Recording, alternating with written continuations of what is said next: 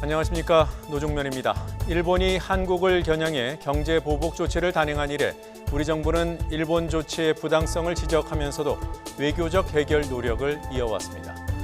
특히 우리 경제의 실질적인 피해로 이어지는 부분을 세계무역기구, WTO 제소 등을 통해 대응한다는 입장입니다. 제소에 앞선 국제 여론전에서도 일본이 WTO의 자유무역 정신을 훼손하고 있다는 논리를 펴왔습니다.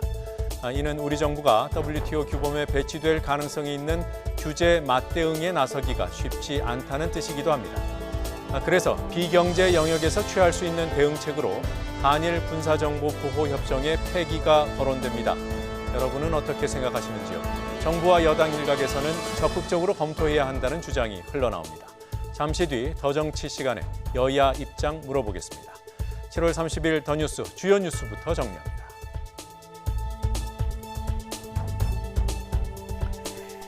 국회가 드디어 움직이고 있습니다. 어제 3당 원내대표 합의에 따라 오늘 국회 외통위가 열려 강경파 외교부 장관이 참석한 가운데 일본 수출 규제 등 현안을 논의하고 있습니다.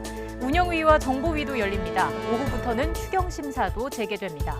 내일은 일본 수출 규제 해법을 논의하기 위해 의원과 전문가로 구성된 국회 대표단이 일본을 방문합니다. 미중 무역 협상이 재개됩니다. 장소는 상하이입니다. 지난 5월 말 미중 정상회담에서 협상 재개에 합의한 지 2달 만에 처음으로 양국 대표단이 얼굴을 마주합니다. 지식재산권, 기술 이전 강요, 농산물 수출 등 주요 이슈를 놓고 이틀간 상하이 담판을 벌입니다. 한국은행 조사 결과 기업이 체감하는 현재 경기와 경기 전망이 동반 하락했습니다.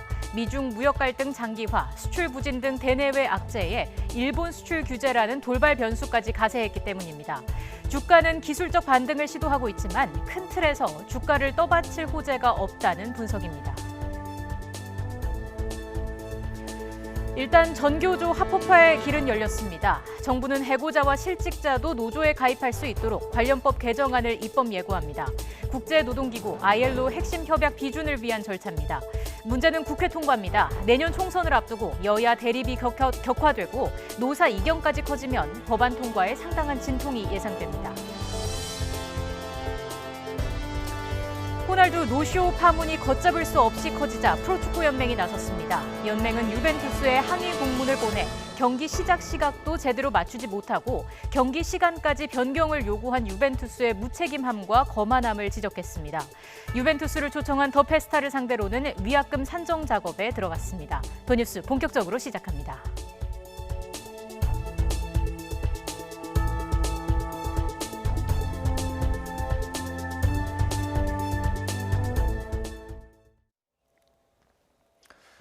어제 여야 3당 원내대표 합의로 오늘부터 7월 국회가 본격적인 의사 일정에 들어갔습니다. 상임위원회 활동이 시작되고 본회의 처리를 위한 추경 심사도 재개됐지만 외교안보 현안을 둘러싼 여야의 힘겨루기는 계속되고 있습니다. 국회 연결해서 알아보죠. 최민기 기자. 네, 국회입니다. 네, 오늘 국회 어떤 일정으로 진행되고 있습니까? 네, 어제 여야 3당 합의가 이루어지면서 오늘부터 본격적인 7월 국회 문이 열렸습니다. 이 7월 국회는 이른바 원포인트 안보국회입니다. 운영위와 국방위, 정보위와 외교통일위원회 등 이 외교안보 관련 상임위가 열리게 됩니다. 이 오늘 외통위를 시작으로 내일은 운영위 등 현안 보고가 줄줄이 이어질 예정입니다. 이 추경 심사도 재개됩니다. 이 국회 외교리 간사들은 오후 3시 회의를 소집해서 중단됐던 추경 예산 심사를 다시 진행됩니다. 이처럼 의사 일정에 합의해서 7월 국회는 정상 가동됐지만 여야가 찍은 방점은 조금 달랐습니다. 우선 여당인 민주당은 추경안 처리에 대한 반가움을 드러냈습니다. 민주당 이인영 원내대표는 추경안이 99일 만에 처리되는 것이라며 많이 늦은 만큼 어려운 대내외 경제 상황에 신속하고 효과적으로 대응하겠다고 밝혔습니다. 일본의 경제 보복 대응 등을 위한 추경을 기다려온 많은 국민들께도 납득하실 만한 결과를 제시하기 위해 여야가 함께 노력해 주시길 기대합니다. 이 반면 자유한국당 나경원 원내대표는 이번 정부의 실정부터 질타하겠다는 강한 의지를 보였습니다. 우선은 추경은 엉터리였기 때문에 남은 기간 꼼꼼히 심사해 대폭 삭감하겠다면서 이어 어제 코스피와 코스닥 주가가 크게 하락한 것을 두고는 안보에 이어 경제까지 무너진 것이라고 강하게 비판했습니다. 문재인 정권이 지지율 관리에 혈안이 된 사이 소리 소문 없이 외교 안보뿐만 아니라 경제까지 무너지고 있는 것입니다. 일본의 이른바 화이트리스트 배제 결정이 가시화되고 있습니다. 이와 관련한 정치권 움직임은 어떻습니까? 네, 당장 이와 관련한 현안 보고가 앞서 오전부터 국회 외통위에서 다뤄졌습니다. 이 자리에 참석한 강경화 장관은 한일 군사정보 보호협정 지소미아 유지 여부와 관련한 질의에서 지금으로선 협정 유지 입장이지만 파기를 포함한 추가 강경 대응은 상황에 따라 유동적일 수 있다고 여지를 남겼습니다. 직접 들어보겠습니다. 우리 정부의 입장을 그 상황에 따라서 언제 어떤 상황으로 전달을 하고 발표할지는 그것은 좀 전략적인 사고가 필요하다고 생각합니다. 여야는 일본의 화이트리스트 배제 가시화에 대해 엇갈린 목소리를 내고 있습니다. 민주당 내 일본 경제 침략 대책특위 위원장을 맡은 최재성 의원은 지소미아가 일본이 화이트리스트 배제까지 추진한다면 이 지소미아 연장에 동의할 수 없다는 단호한 입장을 밝힌 데 이어서 오늘 외통위 상임위에서도 이 상당수 여당 의원들이 파기를 적극 검토해달라고 정부에 촉구하기도 했습니다. 다만 민주당 이해찬 대표는 이런 여권 내 기류에 대해서는 지소미아는 필요하다고 선을 그으면서 온도차를 보이기도 했습니다. 경제 교류도 제대로 안 하면서 군사정보 교류를 한다는 게 말이 되느냐 이런 또 주장도 있습니다. 그런 점들을 종합적으로 감안할 적에 좀 더 좀 신중하게 판단해야 될 문제라고 생각을 하고 있습니다. 이에 한국당과 바른미래당 등 보수 야당은 정부가 지소미아 연장 여부를 일종의 무기로 사용하는 자세를 보인다며 이 파기 논의에 동의하지 않았습니다. 하지만 야당도 화이트리스트 배제의 심각성을 인식하고 분주하게 움직였습니다. 한국당 황교안 대표는 화이트리스트 일본 수출 규제 대책 특위를 연 자리에서 우리 기업의 경제 피해 최소화에 만전을 다하겠다고 밝혔습니다. 우리 기업들의 피해를 최소화할 수 있는 현실적 대응 방안도 서둘러서 준비해야 할 것입니다.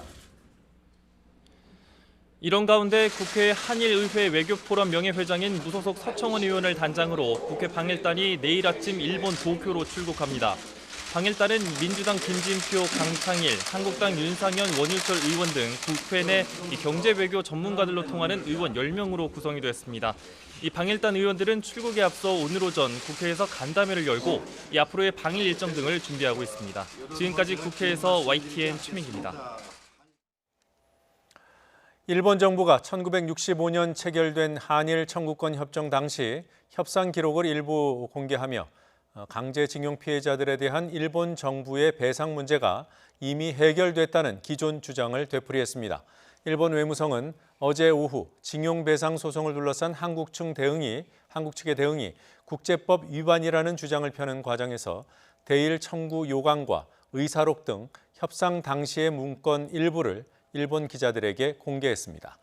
대일 청구 요강은 청구권 협상 과정에서 한국 정부가 일본 측에 제시한 것으로 이 요강 가운데 일본 외무성이 공개한 것에는 징용 피해자의 미수금, 보상금, 그리고 그 밖에 청구권 변제를 청구한다는 내용이 들어 있습니다. 또 외무성이 공개한 1961년 5월 10일의 의사록에는 일본 측 대표가 일본이 개인에 대해 지불하기를 원하는 것이냐고 한국 측에 묻자 한국 측이 국내에서의 지불은 국내 조치로 필요한 범위에서 한다고 답한 것으로 되어 있습니다.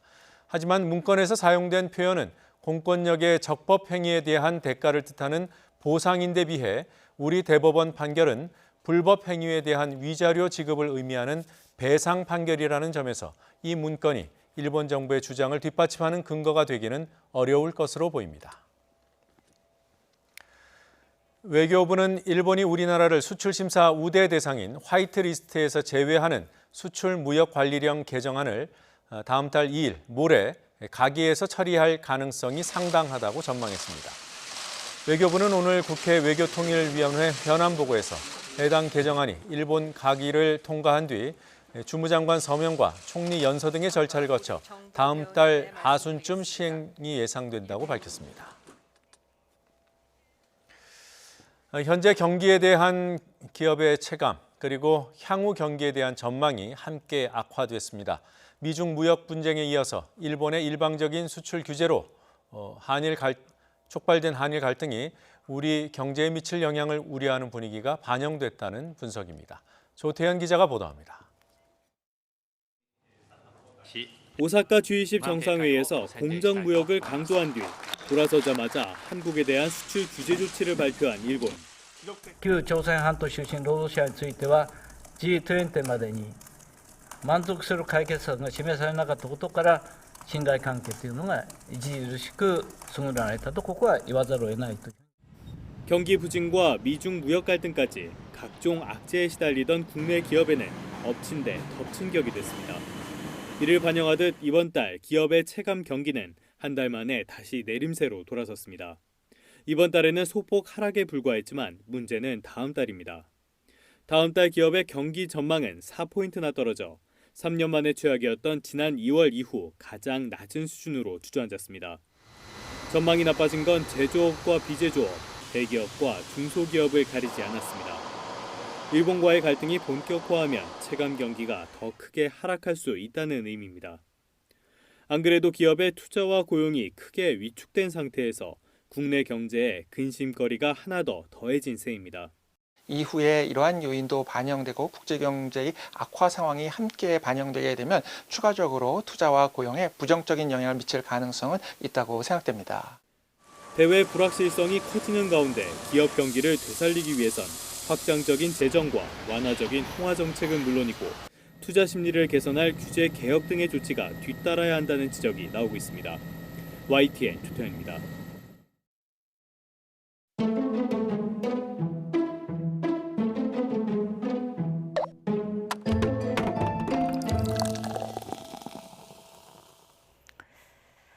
이번 주는 문재인 대통령 휴가가 예정돼 있었지만 심각한 국내외 현안들 때문에 취소됐습니다. 문재인 대통령은 그동안 현안과 무관하지 않은 곳에서 휴가를 보냈습니다. 평창 올림픽 전에는 평창을, 군사적 안보 사안이 불거졌을 때는 군시설을 찾았습니다. 역대 대통령들은 어떤 곳에서 휴가를 보냈을까요? 오늘 덕후에서는 지금은 개방된 대통령의 별장을 살펴보겠습니다. 1954년에 세워진 이승만 대통령의 화진포 별장이 그 사례 중 하나입니다. 자유당 정권 몰락 이후 수십 년간 방치되다가 복원 사업을 통해 1999년 7월 15일에 일반에 공개됐습니다. 해변과 호수가 절경을 이루고 있는 강원도 고성의 화진포에는 이승만 정권에서 부통령을 지낸 이기붕의 별장, 그리고 화진포의 성으로 불리는 김일성 별장도 있습니다. 1999년부터 이곳들이 역사 안보 전시관으로 활용되고 있습니다. 화진포 별장을 만들기 전 진해에도 이승만 대통령의 별장이 있었습니다. 일제강점기 때 일본 통신대가 사용했던 건물을 해방 후 해군이 개축한 뒤 1949년부터 대통령 별장으로 사용했습니다. 이승만 대통령이 장개석 타이완 총통을 만났던 곳이기도 합니다. 여전히 해군 시설이지만 1990년 지방문화재로 지정됐고 2008년 8월 5일부터는 사전 신청자에 한해 일반에 개방되고 있습니다. 이승만 별장은 제주에도 있었습니다. 1957년 미군의 지원을 받아 국립목장인 송당목장을 조성하면서 목장 내에 별장용으로 전원형 단독주택 귀빈사를 건립했습니다. 이승만 부부는 1957년과 59년 두 차례 머물렀고 자유당 정권 몰락 후 민간에 매각했습니다. 4.3 사건으로 수만 명의 양민이 희생된 제주에 별장을 지었다는 사실 자체가 의아합니다. 2004년 국가지정 등록문화재 113호로 지정됐습니다. 남쪽 청와대라는 뜻의 청남대는 전두환 정권이 1983년 12월에 완공해 대통령 별장으로 사용하기 시작했습니다. 처음에는 영춘제로 불렸고 1986년 청남대로 개칭됐습니다. 이후 노태우, 김영삼, 김대중 대통령까지 이곳을 별장으로 활용했습니다. 청남대는 2003년 노무현 대통령의 반환 약속에 따라 일반에 개방됐습니다. 이제 하나 남아 있습니다. 바다의 청와대라는 의미를 가진 청해대, 경남 거제시 저도에 위치해 있습니다. 이곳은 한국전쟁 때 미군의 군수기지로 사용된 곳입니다. 1972년부터 박정희 대통령의 별장으로 활용됐고 2008년 이명박 대통령이 별장으로 지정하기도 했습니다. 박근혜 대통령도 휴가지로 이곳을 찾았습니다. 청해대가 있는 저도는 인근 해역에서의 어로 행위도 금지되는 등 섬 자체가 통제돼 있습니다. 2013년 박근혜 당시 대통령이 해변에 저도의 추억이라고 쓴 사진이 공개돼 화제를 모았고 이 사진을 최순실 씨가 골라준 것이라는 사실이 드러나 또 한 번 입방아에 오르기도 했습니다. 문재인 대통령은 이곳 마지막 대통령의 별장인 저도와 청해대를 개방하겠다고 약속했습니다. 오는 9월부터 시범 개방될 예정입니다.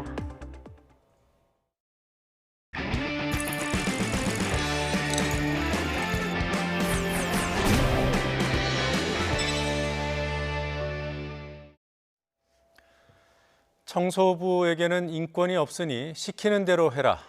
최근 인천의 한 아파트 관리소장이 60대 노동자에게 한 막말입니다. 문제를 제기했던 피해자와 동료들은 얼마 뒤 계약 만료를 이유로 사실상 해고당했습니다. 부당 해고가 의심되지만 이들이 법적으로 기댈 수 있는 곳은 마땅치가 않다고 합니다. YTN의 현장 취재 Y가 간다. 김대겸 기자가 보도합니다. 인천의 한 아파트에서 청소노동자로 일하던 69살 이 씨. 2달 전 아파트 관리소장에게 느닷없이 심한 폭언을 들었습니다. 나이 70 처먹을 때까지 뭘 하고 있다 여기 와서 청소를 하느냐. 혈압 올라서 이 자리에서 뒤져버리라는 등 뭐 심한 거는 얘기를 하고 하는 게서 모욕뿐만이 아니라 언어폭력은 30분 넘게 계속됐는데 특히 청소부는 인격이 없다는 말이 큰 상처가 됐습니다. 청소하면서 사람이 인격이 어디냐고 당신은 인격 없어. 진술도 안 하고 관리소장의 폭언은 하루 이틀 일이 아니었습니다. 빨리 뛰어, 빨리 해. 진짜 아무리 소장이라고 해도 나이가 젊은데 그렇게 반말로다가 막 그러면 기분 나쁘잖아요. 참다 못한 이 씨는 소속 용역업체에 피해 사실을 알리고 경찰에 모욕죄로 고소했습니다. 얼마 되지 않아 관리소장은 교체됐습니다. 안도의 한숨도 잠시. 이 씨는 자신을 도와 진술서를 써줬던 동료 2명과 함께 계약 만료를 이유로 해고 통보를 받았습니다. 나는 이유는 모르겠고 회사에서 나한테 가서 그렇게 전화라고 해서 전할 뿐이지 나는 이유는 모른다. 이렇게 얘기를 했죠. 그러니까 저는 이유는 모르겠습니다. 외진 곳에 돌아가서 피는데 그 담배 폈다는 그 하나로다가 재계약을 안 해준다는 건 당연히 그런 문제로 해서 안 해주는 걸로 생각을 하죠. 관리사무소 측은 계약 기간 2개월을 지켰기 때문에 법적으로 문제가 될 수 없다는 입장입니다. 속내를 들여다보면 다른 이유가 있어 보입니다. 아무 문제 없이 덮어두고 가기는 무리가 있다든가 또 나중에 부정적인 영향이 있다거나 뭐 그렇다고 하면 이거 조치를 해야 되겠구나. 그래서 이제 법적인 테두리 안에서 이 씨 같은 경비나 청소 노동자의 경우 대부분 2, 3개월의 초단기 계약을 맺습니다. 오래 일을 하려면 업체 눈치를 안 볼 수 없습니다. 부당해고가 의심돼도 업체가 재계약을 안 했을 뿐이라고 버티면 법적으로 도움받을 길도 없습니다. 온당한 문제 제기를 해서 설사 그 문제를 일으킨 소장이 바뀌었다고 하더라도 그 문제를 제기한 당사자가 결국은 희생양이 될 수 없는 구조라면 그건 재발 방지가 불가능하잖아요. 용역이나 외주업체들이 비정규직의 정규직 전환을 피하려고 쪼개기 계약을 일삼고 있는 현실. 노동 환경이 나아지고 있다지만 여전히 많은 파견 용역직 노동자들은 보호의 사각지대에 놓여 있습니다. YTN 김대겸입니다. 충북 청주에서 실종된 여중생 조은누리 양을 찾기 위한 합동수색이 8일째 이어지고 있지만 아직 별다른 단서를 찾지 못하고 있습니다. 경찰은 조 양이 실종되기 직전에 찍었던 사진을 새로 공개하고 발견 즉시 신고해 줄 것을 요청했습니다.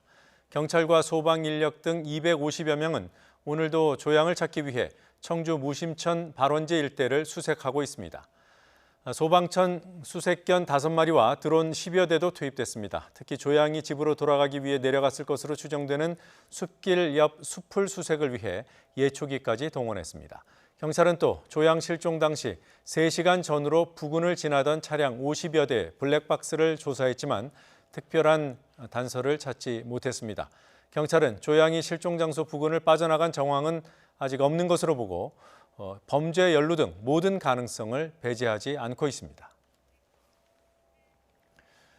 높은 습도 그리고 뜨거운 햇살이 가세하며 본격적인 열대야와 찜통더위가 이어지고 있습니다. 밤낮 없는 더위에 온열 질환자가 급증하는 시기여서 건강관리에 각별히 유의해야 합니다. 취재기자 연결합니다. 김진두 기자. 네, 기상팀입니다. 자, 오늘은 어제보다 더 더워진 건가요?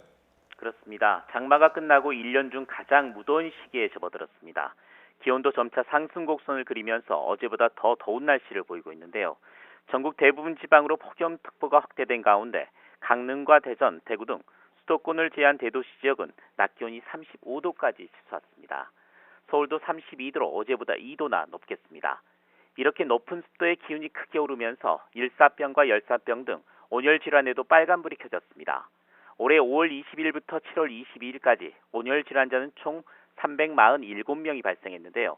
일주일 만에 500명으로 153명이나 급증했습니다. 질병관리본부 관계자는 온열 질환자가 실외 작업장과 논밭, 운동장이나 공원에서 주로 발생하고 있으며 스스로 대처가 어려운 노약자가 대부분이라고 밝혔습니다. 재난 전문가들은 7월 말부터 8월 초까지가 온열 질환 경계 기간이라며 물을 자주 마시고 가장 더운 시각인 정오부터 오후 5시까지는 외출을 자제하는 것이 좋다고 공고했습니다. 또 시원한 물로 샤워해 체온을 낮춰주고 헐렁하고 밝은 색깔의 옷을 입고 외출할 때는 양산 모자로 햇볕을 막는 것도 도움이 된다고 덧붙였습니다. 지금까지 YTN 김윤우입니다. 세계적인 축구 스타 호날두의 이른바 노쇼 후폭풍이 법적 분쟁으로 본격화하고 있습니다. 한 변호사가 경기 주최사와 유벤투스, 호날두를 사기 혐의로 고발했고 표값을 돌려달라는 팬들의 집단 손해배상 소송 움직임도 빨라지고 있습니다. 차유정 기자가 보도합니다. 지난 26일 치러진 팀 K리그와 유벤투스와의 경기. 표값이 최고 40만 원에 육박했지만 호날두가 출전한다는 소식에 15분 만에 동났습니다. 하지만 그렇게 기다리던 호날두는 몸조차 풀지 않았고 못 빠지게 기다렸던 팬들은 실망감만 안고 돌아가야 했습니다. 많이 속상하고요. 좀 다른 사람들도 저랑 같은 마음일 것 같은데 그래도 잠깐이라도 좀 띄워줬으면 좋지 않았을까. 호날두의 태도와 행동은 실망감을 분노로 키웠습니다. 경기 직후 제대로 해명도 하지 않은 데다 근육 상태가 좋지 않아 못 뛰었다면서도 귀국 직후 웃으며 운동하는 사진까지 올린 겁니다. 공분이 커지는 가운데 한 검사 출신 변호사가 호날두와 유벤투스 경기 주최사를 사기 혐의로 경찰에 고발했습니다. 변호사는 고발장에서 피고발인들이 호날두가 경기를 뛸 의사나 능력이 없다는 걸 알고 있었을 가능성이 크다고 주장한 것으로 알려졌습니다. 관람객들이 호날두가 나오는 광고를 믿고 표를 샀기 때문에 사기 금액은 표값 60억 원에 이른다고 주장한 것으로 알려졌습니다. 관람객들의 집단 손해배상 소송 준비도 한창입니다. 호날두 경기를 보려고 입장권을 산 거기 때문에 주최사가 돈을 돌려줘야 한다는 겁니다. 관중들은 호날두 출전한다는 것을 믿고 계약을 진행한 거기 때문에요. 호날두 출전하지 않음으로 인해서 계약상 채무 불이행 책임을 질 수 있습니다. 이에 대해 주최사 측은 호날두가 경기를 45분 동안 뛸 거란 내용이 담긴 계약서 원문을 공개하며 억울함을 호소했습니다. 유벤투스 관계자가 조만간 한국을 방문해 공식으로 사과할 거라는 얘기도 나오는 가운데 주최사는 조만간 기자회견을 열고 대응 방안을 설명할 예정입니다. YTN 차유정입니다. 네, 잠시 뒤에 집단 손해배상 소송단을 모집하고 있는 변호사 전화 인터뷰 진행하겠습니다. 한국 프로축구연맹이 호날두 노쇼 사태를 초래한 유벤투스에 항의 공문을 보냈습니다. 프로연맹은 항의 공문에서 경기 시작 시간도 맞추지 못한 유벤투스의 무책임함과 경기 시간을 변경해달라고 요구한 거만함을 집중적으로 지적했습니다. 프로연맹은 이와 함께 유벤투스 초청사인 더 페스타를 상대로는 위약금 산정 작업을 벌이고 있습니다. 호날두의 45분 이상 출전 약속 위배와 팬미팅 무산 등 너댓 가지의 항목이 위반 사항입니다만 항목당 위약금은 1억 원 정도인 것으로 알려졌습니다.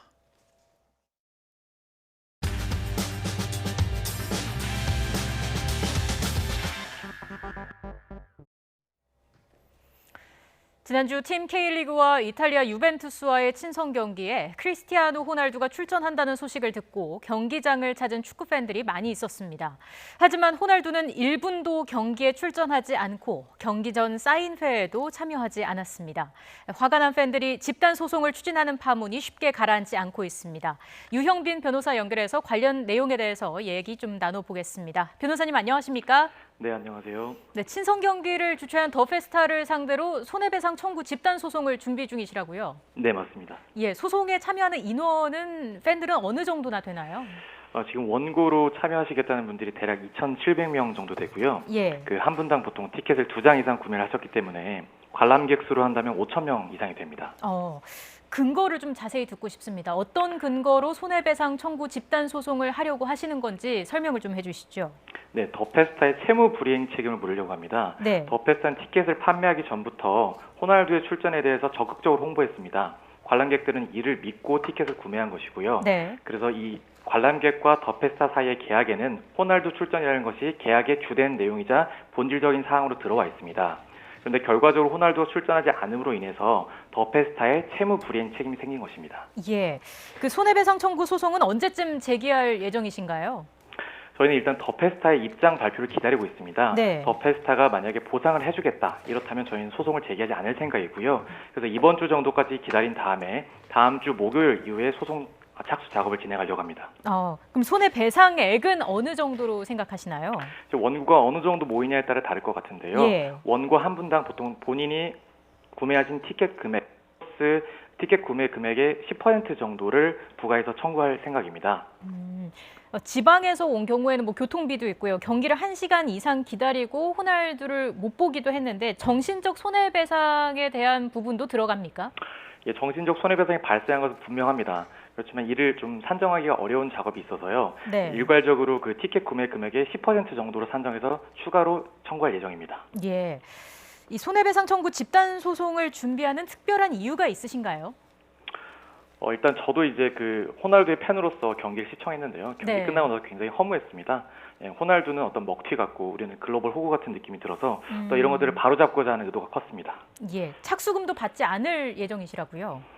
예, 어떤 그런 의도에서 출발을 했기 때문에 뭐 어쨌든 간에 좋은 결과가 있기를 바라지만 착수금을 받기에는 조금은 무리가 있다고 생각을 했습니다. 네. 이 더 페스타는 유벤투스가 계약 위반을 한 것이라고 주장을 하고 있는데 변호사님께서 보시기에 더 페스타 측이 호날두가 뛰지 못할 거를 진짜 몰랐다고 생각하십니까? 예, 이게 이제 여러 가지로 좀 정리를 할 수가 있을 것 같은데요. 네. 만약에 이제 그 유벤투스 더 페스타에게 그 경기 전날에 호날두가 출전하지 않을 것임을 알렸다면 네. 알 수 있었을 것 같고요. 그게 아니라 지금 더 페스타가 주장하는 그대로 후반 10분에서 알게 되었다. 이것도 이제 가능한 측면은 있습니다. 몰랐다고 하더라도 고의로 숨긴 게 아니더라도 책임이 인정될 수 있는 부분인가요? 그렇습니다. 채무불이행 책임은 고의뿐만 아니라 과실상의 책임도 존재합니다. 예. 그래서 이 더 페스타가 어떤 이러한 그 호날두가 출전할 수 있을 것에 대한 강력한 장치를 마련하지 않은 그런 과실 책임이 존재합니다. 그럼 만약에 유벤투스가 호날두 노쇼에 대해서 공식 사과를 하고 또 위약금을 줄 경우에는 위약금이 네. 실제 피해를 본 관객들에게 돌아갈 수 있습니까? 이 위약금액은 8억 원대로 알려져 있습니다. 그래서 이제 더 페스타가 만약에 의지를 가지고 이를 관람객에게 보상을 하는 형태로 사용한다면 너무 환영하는 일입니다. 근데 그 액수가 충분하지 않고요. 예. 그런 의지가 있는지도 지금 불분명합니다. 그럼 관객들이 유벤투스를 상대로 직접적인 손해배상 청구 소송을 하는 건 불가능한가요? 그것은 좀 어렵습니다. 관객들은 더 페스타와 법률적인 관계를 맺은 것이고 유벤투스와는 네. 직접적인 법률 관계가 없습니다.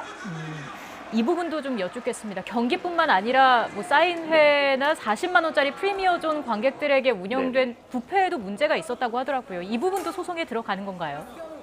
네, 어떤 그 40만 원짜리 티켓과 36만 원짜리 티켓에는 예. 서울 상암 월드컵 경기장 내에 있는 어떤 뷔페 시설을 이용할 수 있게끔 되어 있었습니다. 네. 그런데 그것을 준비했던 업체가 제대로 된 준비를 하지 못해서 뭐 땅바닥에 앉아서 식사를 하신다거나 서서 식사를 하신다는 그런 문제가 발생했습니다.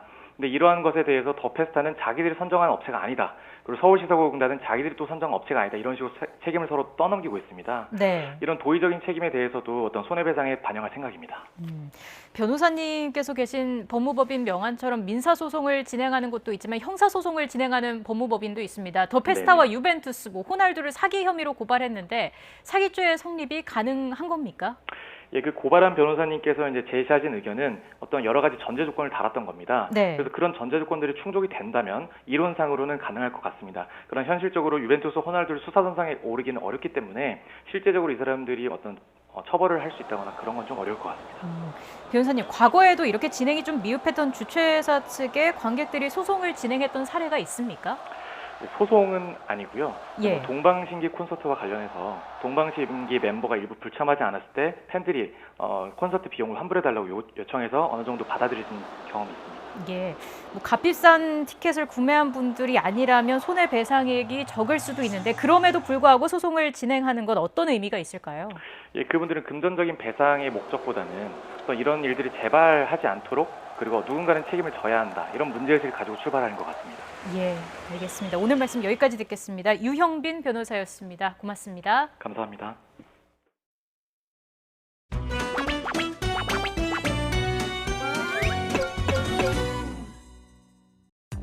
늦었지만 국회도 일본의 경제 보복에 단호하게 맞서기로 합의했습니다. 하지만 이런 노력에도 불구하고 일부 자유한국당에서는 감정적 대응은 자제해야 한다는 발언이 계속 나오고 있습니다. 국민들은 일제 불매 운동과 함께 국회와 정치도 국산화해야 한다고 말씀하시고 계십니다. 자유한국당은 국민들이 말하는 국회의 국산화, 정치의 국산화의 화살이 자신들을 향한 것은 아닐지 한 번쯤 자성해 주시기 바랍니다. 국민들은 일제 불매 운동과 함께 국회와 정치도 국산화해야 한다고 말씀하시고 계십니다. 이 안보 위기, 아까 그 쌍둥이 위기다 얘기를 했는데 사실 이제 김정은의 평화 노쇼로 인해서 일어나는 위기가 또 그 중에 하나 큰 위기라고 생각합니다. 안보 위기는 지금 이제 세 가지로 말씀드릴 수 있는데 결국 북한의 도발, 더 고도화된 북한의 도발, 주변 열강의 침범, 그리고 한미 동맹의 와해, 한미일 공조의 안보 공조의 와해입니다. 김정은의 평화 노쇼에 사실 보증이 노릇한 문재인 대통령은 사실상 책임을 져야 한다고 봅니다. 김정은의 평화 노쇼에 사실 보증이 노릇한 문재인 대통령은 사실상 책임을 져야 한다고 봅니다. 총영사 성추행 사건에 대해 한 말씀 드리겠습니다. 강경화 외무부 장관도 더 이상 대통령 등 뒤에 숨지 말고 외교부 수장으로서 구멍난 리더십과 기강 실종의 책임을 지고 거취를 스스로 결정하기 바랍니다. 다른 나라도 아닌 일본에서 한일 관계가 최악을 향하고 있던 그 시기에 주 일본 총영사는 장기간에 걸쳐서 성추행을 저지르고 있었습니다. 더하거나 뺄 것 없이 명백한 리더십의 한계입니다. 리더십 붕괴, 기강 실종 상태의 외교부에게 경제 한일전을 더 이상 맡길 수가 없습니다. 기강 실종 상태의 외교부에게 경제 한일전을 더 이상 맡길 수가 없습니다.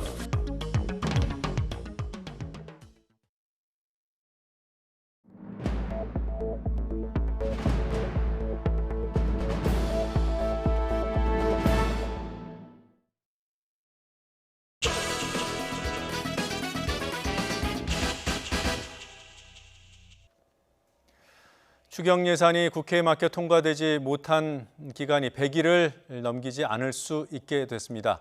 여야 합의대로라면 99일째 되는 모레 본회의에서 처리됩니다. 물론 야당은 심사를 통한 삭감을 벼르고 있습니다. 야당은 안보 사안에서도 정부를 매몰차게 몰아붙일 것으로 보입니다. 여야 1대1 미니토론 더 정치, 모레 열리는 본회의를 전망해 보겠습니다. 현근택 더불어민주당 법률위원회 부위원장, 윤기찬 자유한국당 홍보위원회 부위원장 나오셨습니다. 어서 오십시오. 안녕하세요. 안녕하세요. 네. 자, 모레 본회의를 두고 이제 원포인트라는 표현들을 쓰는데 지금 뭐 언론에 보도되고 있는 추경안, 그리고 대일본 결의안, 그리고 중국과 러시아와 일본을 향한 영유권 관련 결의안, 이 세 가지만 처리하도록 돼 있는 건가요? 다른 게 또 있습니까? 현재까지는 이 세 가지로 알고 있습니다. 네. 알고 있는데 저는 근데 이제 8월 1일이라는 게 굉장히 중요한 의미가 있다고 봅니다. 우리가 지난번 토론을 할 때도 왜 이 본회의에서 결의하지 않느냐인데 네. 마침 8월 2일이 또 일본 가기가 예정돼 있지 않습니까? 예. 그렇다 본다 그러면 하여튼 그 전에 어쨌든 이런 대일 결의안을 여야 합의로 처리하는 것도 굉장히 의미가 있다라고 봅니다. 네. 지금 여야가 합의한 것에 이제 추경안과 민생법안 이렇게 돼 있죠. 그 민생법안은 이제 뭐 서로 이견이 없는 것들 이미 다 결정이 돼 있나요? 대상이? 그렇지 않습니다. 민생법안이라고 명명은 돼 있는데 네. 실제 본회의에 상정돼 있는 건 없고요. 아직 물론 이제 법사위에 계류돼 있거나 상임위에 있는 거 정도가 있고요. 아직 그래요? 어느 범위에서 처리하겠다라는 여야 간의 또는 정당 간의 합의는 없는 걸로 알고 있습니다. 그러면 추경안 이외의 민생법안이랄 게 들어가기가 좀 쉽지는 않아 보입니다. 왜냐하면 그것이 지금 이제 금요일 날 공고가 돼가지고 월요일부터 예. 회기가 시작이 됐어요. 네. 근데 회기가 언제까지인지에 대해서는 아직 정확히 정해진 바가 없거든요. 8월 1일 날 열리는 본회의에서 회기에 대해서 이제 의결을 하면은 예. 그 의결하는 그 회기가 되는 것이고 의결하지 않으면 8월 28일까지 30일 기간 동안 진행되는 거라서 네. 먼저 회기가 결정되고 나서 그다음에 이제 의사 일정이 정해지면 그에 따라서 법안 심사가 되겠죠. 네. 민주당 입장에서는 8월 1일 본회의 이후에도 의사 일정을 이어가야 된다고 보시는 건가요? 그렇죠. 지금 이제 지난번에도 말씀드렸습니다. 법사위에서 지금 계류 중인 것들이 뭐 소방직 국가직화라든지 아니면 네. 고교 무상제라든지 아니면 지금 탄력적 근로제라든지 여러 가지 그동안 이제 돼야 되는 것 안 됐던 것들이 있습니다. 예. 이런 것들이 결국은 그다음에 이제 뭐 우리 광주형이나 구명 일자리 지원 법률들이 있거든요. 뭐 데이터 3법도 있습니다만 이런 법들이 사실은 빨리 통과가 돼야 되는데 지금 아마 의사일정 합의에는 민생 법안이라고 포괄적으로 돼 있긴 한데 구체적인 어떤 예. 법들은 없어요. 그러다 보니까 아마 당장 내일 모레 임시국회에서는 이런 거리 처리하기는 힘들지 않은가라고 보는데 어쨌든 이런 민생 법안들도 빨리 처리돼야 될 것으로 보고 있습니다. 예, 한국당도 특별한 일이 없는 한 그 본회의를 추가로 더 의사일정 합의해서 열어서 민생 법안 처리해야 한다는 입장인가요?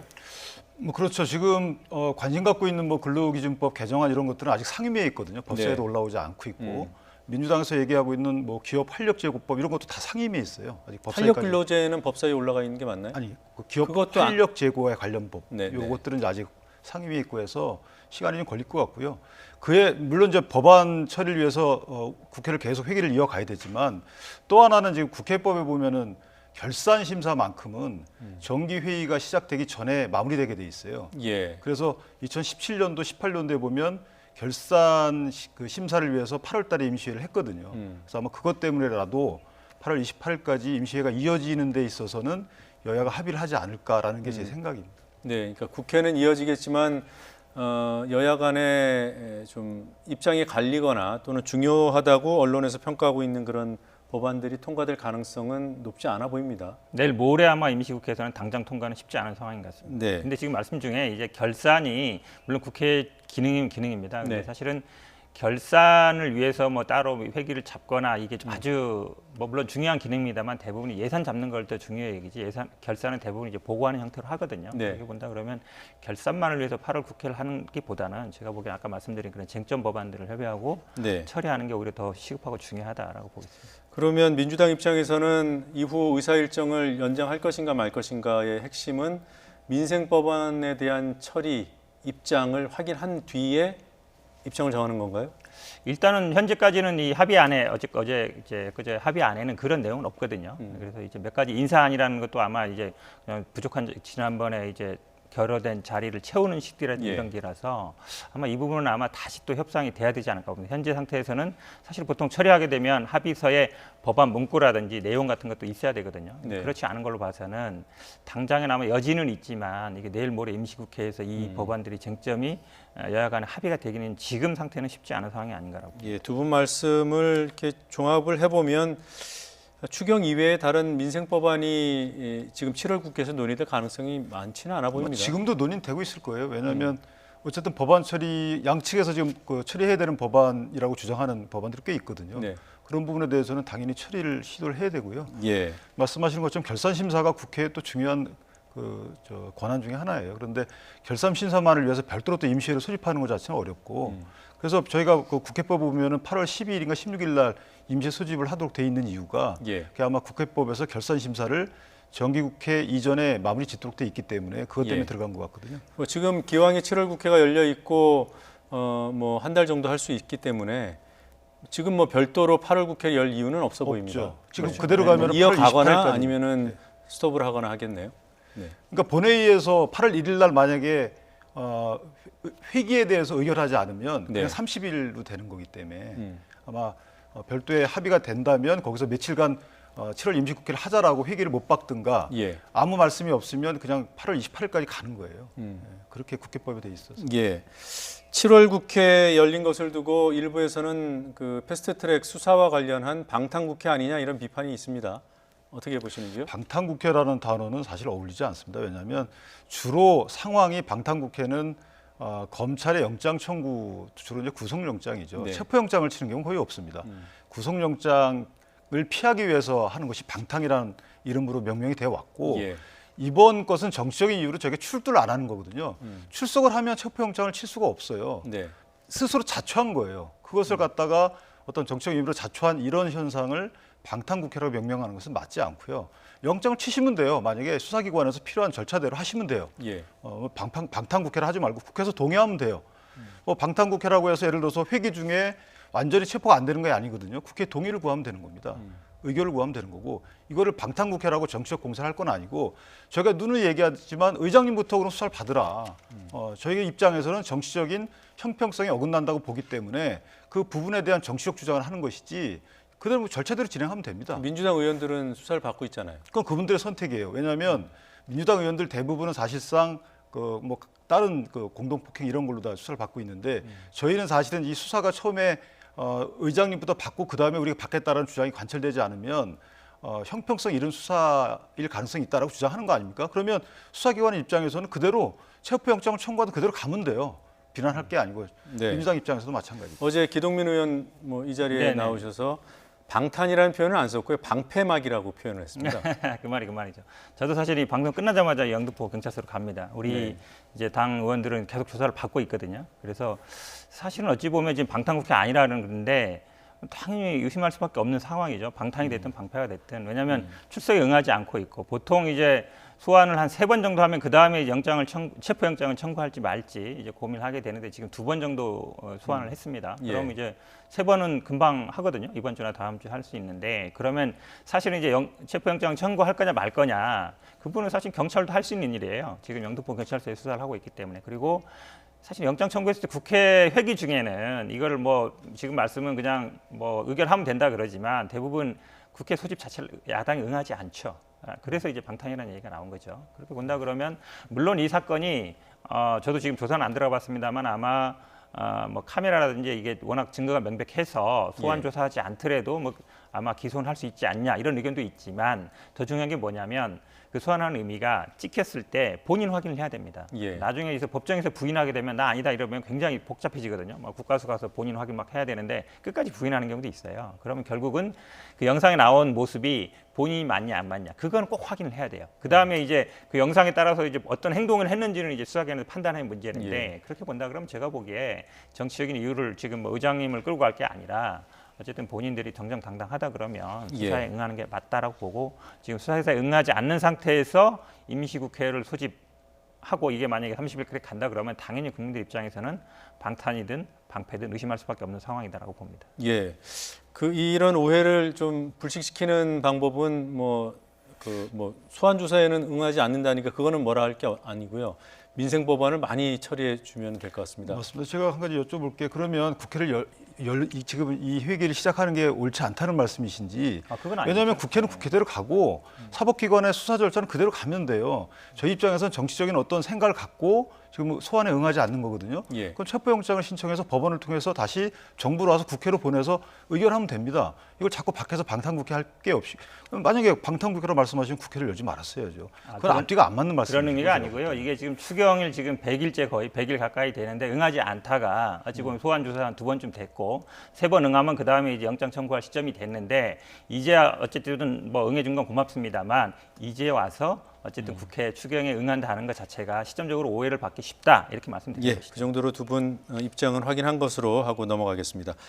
자, 한일 관계 심각한 상황이고 이번 주 8월 2일이 매우 주목되는 일정이 있는 날입니다. 일본이 가기를 열어서 우리 내각이죠. 가기를 열어서 화이트리스트 대상에서 한국을 제외할 가능성이 크다. 우리 정부도 이렇게 판단을 하고 있습니다. 만약에 화이트리스트에서 한국이 배제되는 결정이 실행이 된다면 우리 정부는 어떻게 대응해야 됩니까? 상당히 어려워지긴 하는데요. 네. 이제 그것은 우리 법 체제 하로 말하면은 이제 뭐 시행 규칙이나 아니면 시행령 비슷한 개념인데, 그거는 이제 얼마든지 일본 국회 내지 의회를 통하지 않고도 개정이 가능한 거거든요. 가결 통해서.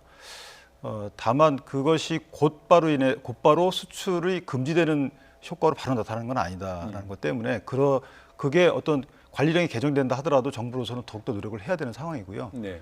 구체적인 개별 허가에 있어서 개별 허가 금지 조치가 이어지지 않도록 거기까지도 노력을 해야 되는 상황인데, 저는 개인적으로 8월 2일 날 같은 날 또 태국에서 아세안 안보 포럼이 있단 말이죠. 예. 그다음에 우리 의원들이 또 일본을 방문하고 해서 미뤄질 수도 있지 않느냐, 그런 기대를 좀 갖고 있습니다. 예. 가기에서 통과되는 것이. 저도 저 의견에 약간 동의하는 게요. 네. 왜냐하면 일본이 이제 내각제입니다. 내각제라는 건 의원들이 장관도 하거든요. 물론 지금 나오는 얘기에 의하면 외무상은 좀 뭐 만나기도 하지만 경제산업상 이쪽에서는 좀 아니면 총리실에서 좀 강하게 밀어붙인다 이런 얘기 나오고 있지만, 어쨌든 일본도 우리 동양 문화권이고 지금 의원연맹이나 내일 이제 가게 돼 있는데 포럼이나 오라고 한 다음에 바로 그날 가게 해서 결의한다. 그 사실은 우리 정서적으로 동양적인 정서는 잘 안 맞는 거예요. 손님인데 그렇게 본다 그러면, 그리고 지금 말씀처럼 이제 아시안 안보 포럼에서 또 만날 예정이 있다 그러면 제가 보기에 미룰 가능성도 있다. 물론 당연히 이걸 명시적으로 미루지는 않지만 뭐 가게를 안 연다든지 아니면 지금 이제 뭐 휴가 갔다 오긴 했습니다만 아베는 그래도 뭐 다른 장관들이 없다든지 여러 가지 다른 이유를 대면서 조금 미룰 여지는 있지 않은가. 그렇게 본다 그러면 협상의 좀 어떤 그 틈은 좀 열리는 게 아닌가 이렇게 봅니다. 그렇게 되길 또 소망하고 있습니다. 예, 뭐 일단 연기가 된다 하더라도 그것이 뭐 근본적으로 바뀌는 건 아니기 때문에, 그리고 또 무엇보다 그게 이제 전망의 영역이기 때문에요. 일단은 일본이 이제 한 단계 높은 강한 카드를 들고 나왔다. 화이트리스트에서 배제했다. 이것을 전제로 해서 좀 답을 해주시죠. 화이트리스트 배제 조치가 뭐 만약에 말씀하신 것처럼 전제가 된다면, 아까 제가 말씀드린 대로 외교적 대응이 일단 구체적인 개별 품목에 대한 허가 절차가 있도록, 그러니까 거기서 화이트리스트가 배제하는 그런 그 수출무역관리령이 통과됐다고 해서 바로 전면적으로 갈 것이 아니고, 전면적 대응으로 갈 것이 아니고, 구체적으로 이제 개별 품목 허가에 대해서 리젝이 되지 않도록 노력을 해야 될 것 같고요. 물론 이런 일본의 대응 조치들이 언젠간 또 있겠지만 그 시간을 보는 것이 저는 외교의 목적이라고 봅니다. 이번 외교의 목적은 일본의 저런 경제 봉쇄를 끝까지 막기는 어려울 것 같아요. 하나의 추세고, 또 세계적으로 보호무역주의라는 것이 또 큰 추세이기 때문에 이 부분을 저희가 그 물기를 돌리기는 어렵고, 다만 우리 산업 보호가 된 뒤에 그 뒤에까지 어느 정도 시간을 버느냐가 외교의 성패다, 저는 이렇게 생각을 합니다. 일단은 뭐 그 화이트리스트에서 제외가 되더라도 외교적인 노력을 더 기울여야 된다라는 취지로 이해를 했습니다. 그렇죠. 화이트리스트 배제라는 것이 수출을 전면 금지하는 것이 아니고 우대 조치를 끝낸다는 거고, 개별 품목별로 수출 시에 이거 어디로 갈지 누구한테 가는 건지에 대해서 다 신고를 하고 허가를 득해야 된다는 것이니까 그만큼 절차가 까다롭지만 막힌 건 아니거든요. 예. 근데 뭐 앞서서 일본이 3개의 품목에 대해서 개별 허가제로 돌려버렸잖아요. 그리고 지금까지 한 건도 승인이 안 났다고 합니다. 네네. 보통 이제 90일 내에 하게 돼 있는데 지금 말씀처럼 이제 세계 품목에 대해서 허가 안 나고 있죠. 지난달 4일부터. 그런데 저는 이렇게 봅니다. 그러니까 처음 어찌 보면 굉장히 중요한 핵심적인 반도체 1, 2, 3위를 친 거예요. 어찌 보면 굉장히 강펀치를 날렸다고 봅니다. 근데 여기서는 우리가 한번 참았다고 봅니다. 그러니까 예를 들어서 우리가 재수하겠다 그러니까 한 대 맞았는데 뭐 고소하겠다 이거랑 마찬가지거든요. 근데 또 다시 날린다. 어찌 보면 이게 품목도 굉장히 늘어나는 거예요. 1000개 품목 이상이 되고, 단순히 반도체만 아니라 자동차라든지 화학 소재라든지 장비까지 늘어나는데 그대로 또 막고 있느냐? 저는 그건 아니라고 봐요. 우리도 어떤 액션을 취해야 됩니다. 그럼 이제 여러 액션으로 나오는 게 뭐 지소미아든 아니면 올림픽이든 아니면 여러 가지 나오는데, 어쨌든 우리가 경제적으로는 일본에 타격을 가할 수 있는 무기는 많지 않아요. 우리가 일본에 의존하는 상황이기 때문에. 그렇다 그러면 다른 방법으로 우리도 뭔가 액션을 취해야 된다라고 봅니다. 그 방안에 대해서는 여러 가지 고민이 있지만 또다시 그냥 막고만 있는다? 그럼 제가 보기에 더 센 게 또 들어올 수도 있고 국민들 보기에도 왜 이렇게 약하냐 이렇게 볼 수도 있는 거거든요. 저는 뭐 이 화이트 리스트에 배제되려면 우리도 행동이 필요하다라고 봅니다. 예. 말씀대로 그 화이트 리스트에서 배제된다고 해서 바로 모든 품목이 개별 허가제로 되는 건 아니더라고요. 그러니까 일본의 그 포괄 허가 제도라는 것이 화이트 리스트 배제 국가들을 대상으로도 운영이 되고 있는데 문제는 한국의 그 포괄 허가 제도가 적용이 될 것인가 여기에 대한 이제 의문이 남아서 위험성이 커진다라는 문제가 있다고 전문가들이 얘기를 하고 있습니다. 위험성도 한국 입장에서도 커지지만 일본 예. 입장에서도 커질 수 있을 것 같아요. 지금 이제 세계 콕 집어 세 개의 어떤 소재만을 처음에 꼭 집어내서 그걸 이제 경제 제재를 가한 이유가 예. 여러 가지 한꺼번에 했을 경우에는 자국에도 큰 타격이 있기 때문에 따라서 이게 화이트 리스트를 해서 우리 한국을 배제하는 이런 그 관련 법령을 개정하는 것까지는 쉽게 가더라도 예. 그 외에 실제 그걸 통해서 개별 품목 허가를 하지 않느냐 네. 이 부분은 또 다른 문제라는 것이죠. 그래서 일본 이 아베도 정치인이기 때문에 아마 일본의 여러 가지 경제 사정을 감안하지 않을 수 없고 그래서 구체적으로 개별 품목 허가에 대한 허가를 리젝하기는 쉽지 않다. 그렇다면 말씀하신 것처럼 그럼 관리령 개정만 갖고 우리가 강대가로 갈 것인지는 이건 조금 더 고려해봐야 될 게 아닌가라는 생각입니다. 그럼에도 불구하고 그 배제 조치가 화이트 리스트에서 배제하는 조치가 한 단계 강화된 일본의 보복 조치인 것은 맞습니다. 분명하고요. 네. 그러면 이제 흔히들 이제 감정적으로 대응하면 안 된다는 얘기를 하는데 이미 일본은 감정적으로 나와 있잖아요. 그리고 우리 국민 정서도 굉장히 중요할 것 같고 이런 상황에서 지속적인 외교 해법만 가지고는 좀 부족한 게 아닌가라는 생각도 듭니다. 근데 저는 일본의 의도를 먼저 파악을 해야 된다고 생각을 합니다. 예. 목적을. 일본이 왜 이렇게 나오느냐는 과거사 문제에 대한 감정 표출일 수도 있고 예. 물론 아닐 수도 있습니다만은 자국의 경제를 위한 어떤 회심의 일격일 수도 있는 거예요. 지금 보호무역주의가 전 세계적으로 퍼지고 있는데 자국의 반도체를 새로 육성하거나 이런 본인의 어떤 새로운 목적이 따로 있고 과거사에 대한 것은 명목 내지 핑계 아닌가라는 생각도 한번 해봐야 된다. 그렇다면 네. 우리 입장에서는 그에 대응하는 게 목적 자체가 아니고 어떻게 우리 이익을 보호할 것인가, 우리 국민의 예. 이익을 보호할 것인가를 먼저 상정한 뒤에 그 다음에 어떤 뭐 대책을 꺼내는 것이 맞다라는 측면에서 예. 보면 외교를 일단 시간을 벌어놓고 그 다음에 우리 대책을 강구하는 것이 맞다라는 게 제 생각입니다. 예. 조금 전에 그 경제적으로는 우리도 피해를 입을 수 있기 때문에 마땅치 않다고 말씀하셨고요.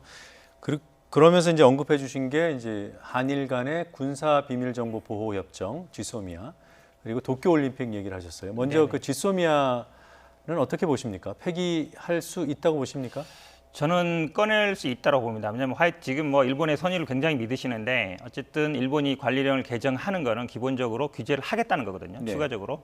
그리고 세계 품목에서 1000개 품목으로 늘어난다는 건 우리나라의 모든 산업이 들어온다는 얘기예요. 그러니까 우리고 피해도 있다 이런 것도 있지만 사실은 우리는 일본의 의존성이 굉장히 강한 게 많습니다. 지금도 네. 보면 뭐 90% 이상 의존하는 게 많지만 우리가 일본에 수출하는 건 대체할 수 있는 게 많아요. 반도체라든지 자동차라든지. 일본이 우리나라에 전적으로 의존하는 건 많지 않습니다. 네. 그렇다면 경제적으로는 우리가 일본하고 어떻게 대등하게 뭔가를 협상할 수 있는 게 많지 않다라고 보면 일본이 가장 사실은 현재 곤란한 입장인 거는 사실 한반도 문제거든요. 한반도 예. 문제에도 패싱되고 있다. 네. 그중에 유일하게 어찌 보면 연결고리가 이제 지소미아라고 볼 수 있는데 이게 사실 떨어져 나간 다음에 일본이 한반도 문제, 특히 이제 북한 문제, 북핵 문제에서 개입할 수 있는 여지가 별로 없거든요. 지금도 네. 약간 패싱되고 있는데 이렇게 본다 그러면 결국은 장기적으로 본다면 일본도 북한과의 수교라든지 배상 문제를 염두에 둘 것이고 그렇게 본다 그러면 한국과의 정보교류가 굉장히 중요성을 알 것입니다.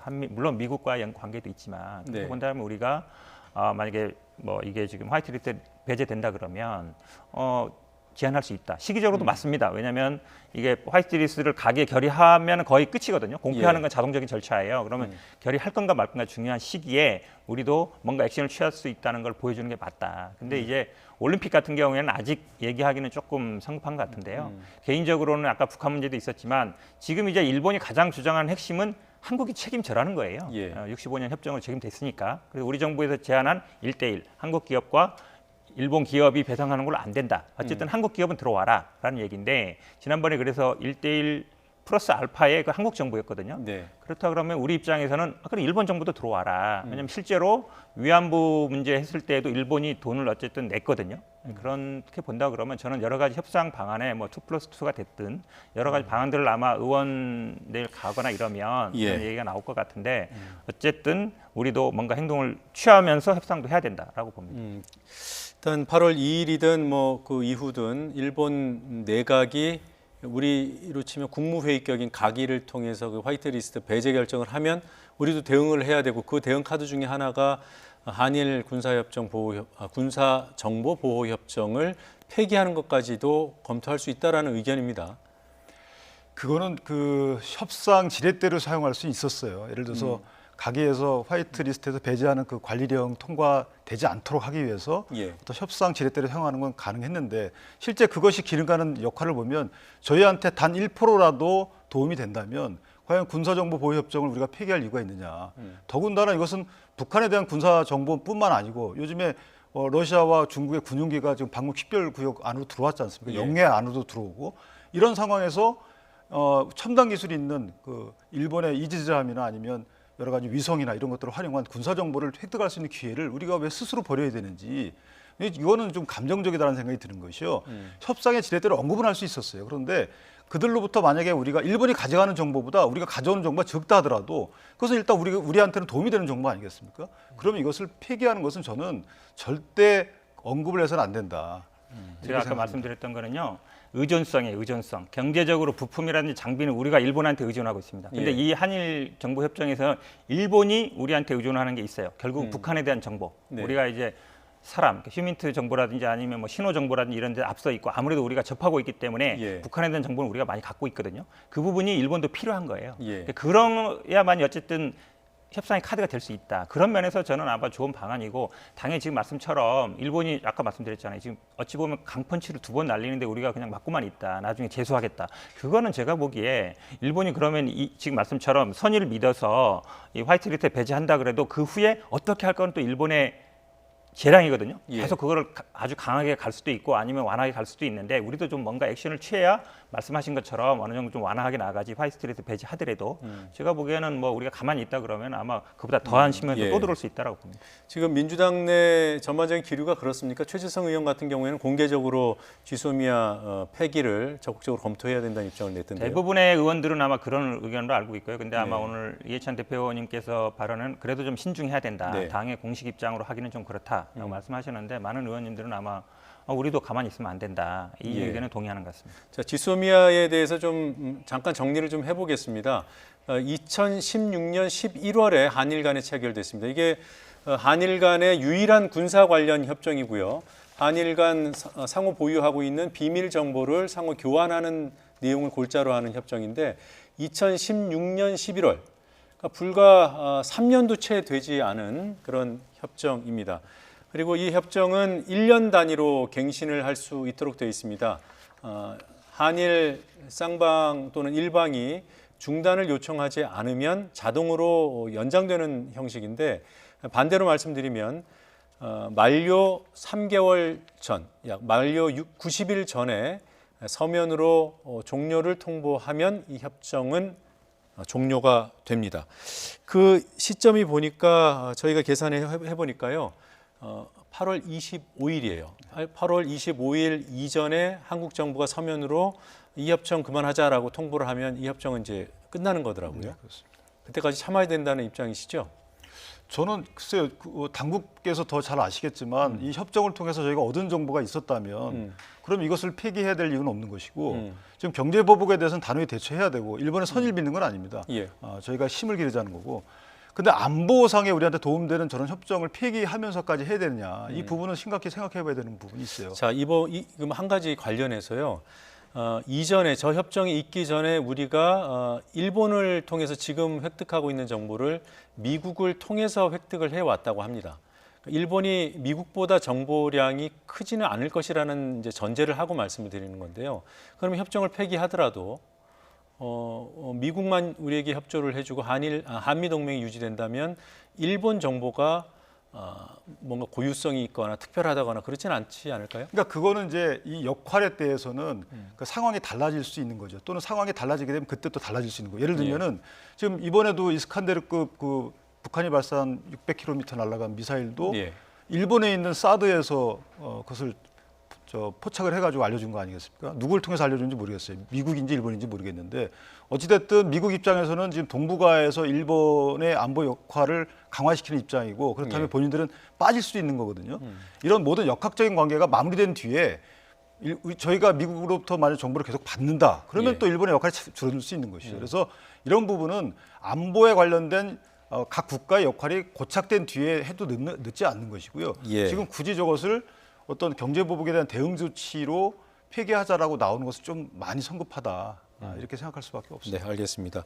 자, 여야 간에 이 부분도 의견이 상당히 갈리는 것 같아서 확인을 해봤고요. 자, 지금 국민들은 자발적으로 불매 운동에 나서고 있고 그 강도가 점차 확산되고 있다, 확대되고 있다라는 평가가 나오고 있습니다. 불매 운동에 대해서는 어떻게 평가하십니까? 저는 당연히 국민들의 자발적인 운동입니다. 자발적으로 움직이고 있고 저도 제 명의로 이제 플랜카드도 걸었는데요. 많은 분들이, 많은 당원들, 많은 시민들, 많은 단체들이 플랜카드도 걸고 실제로 행동하고 있거든요. 근데 이걸 정부에서, 일본 측에서는 이제 언론을 보면 정부에서 주도한다 이런 얘기가 나오고 있어서 이거를 각 정당에서 이거를 하자든지 지지하자, 이거는 사실 공식적인 건 어려운 것 같아요. 그래도 각 당에 있는 청년위원회라든지 당원이라든지 여성위원회라든지 그런 차원에서 자발적으로 하는 건 충분히 할 수 있다라고 봅니다.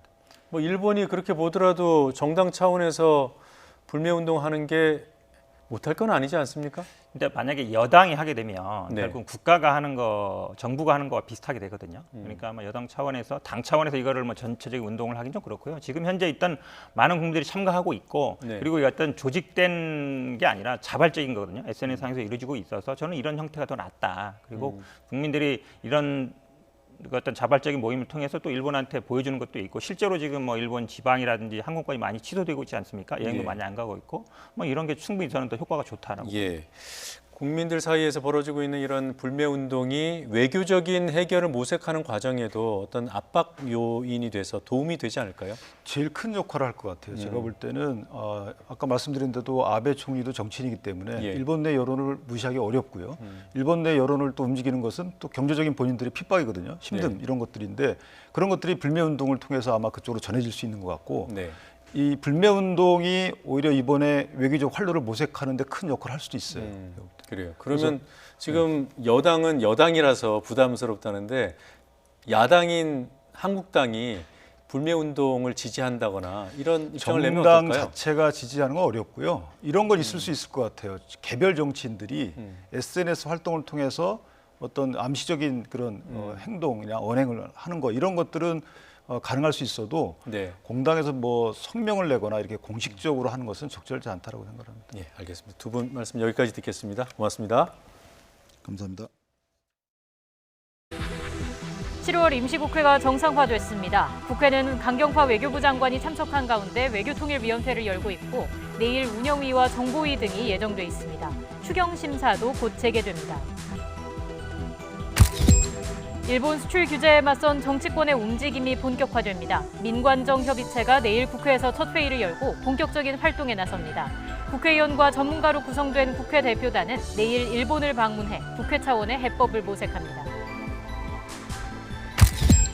미중 무역 협상이 상하이에서 재개됩니다. 지난 5월 말 정상회담에서 협상 재개에 합의한 지 2달 만의 대면 협상입니다.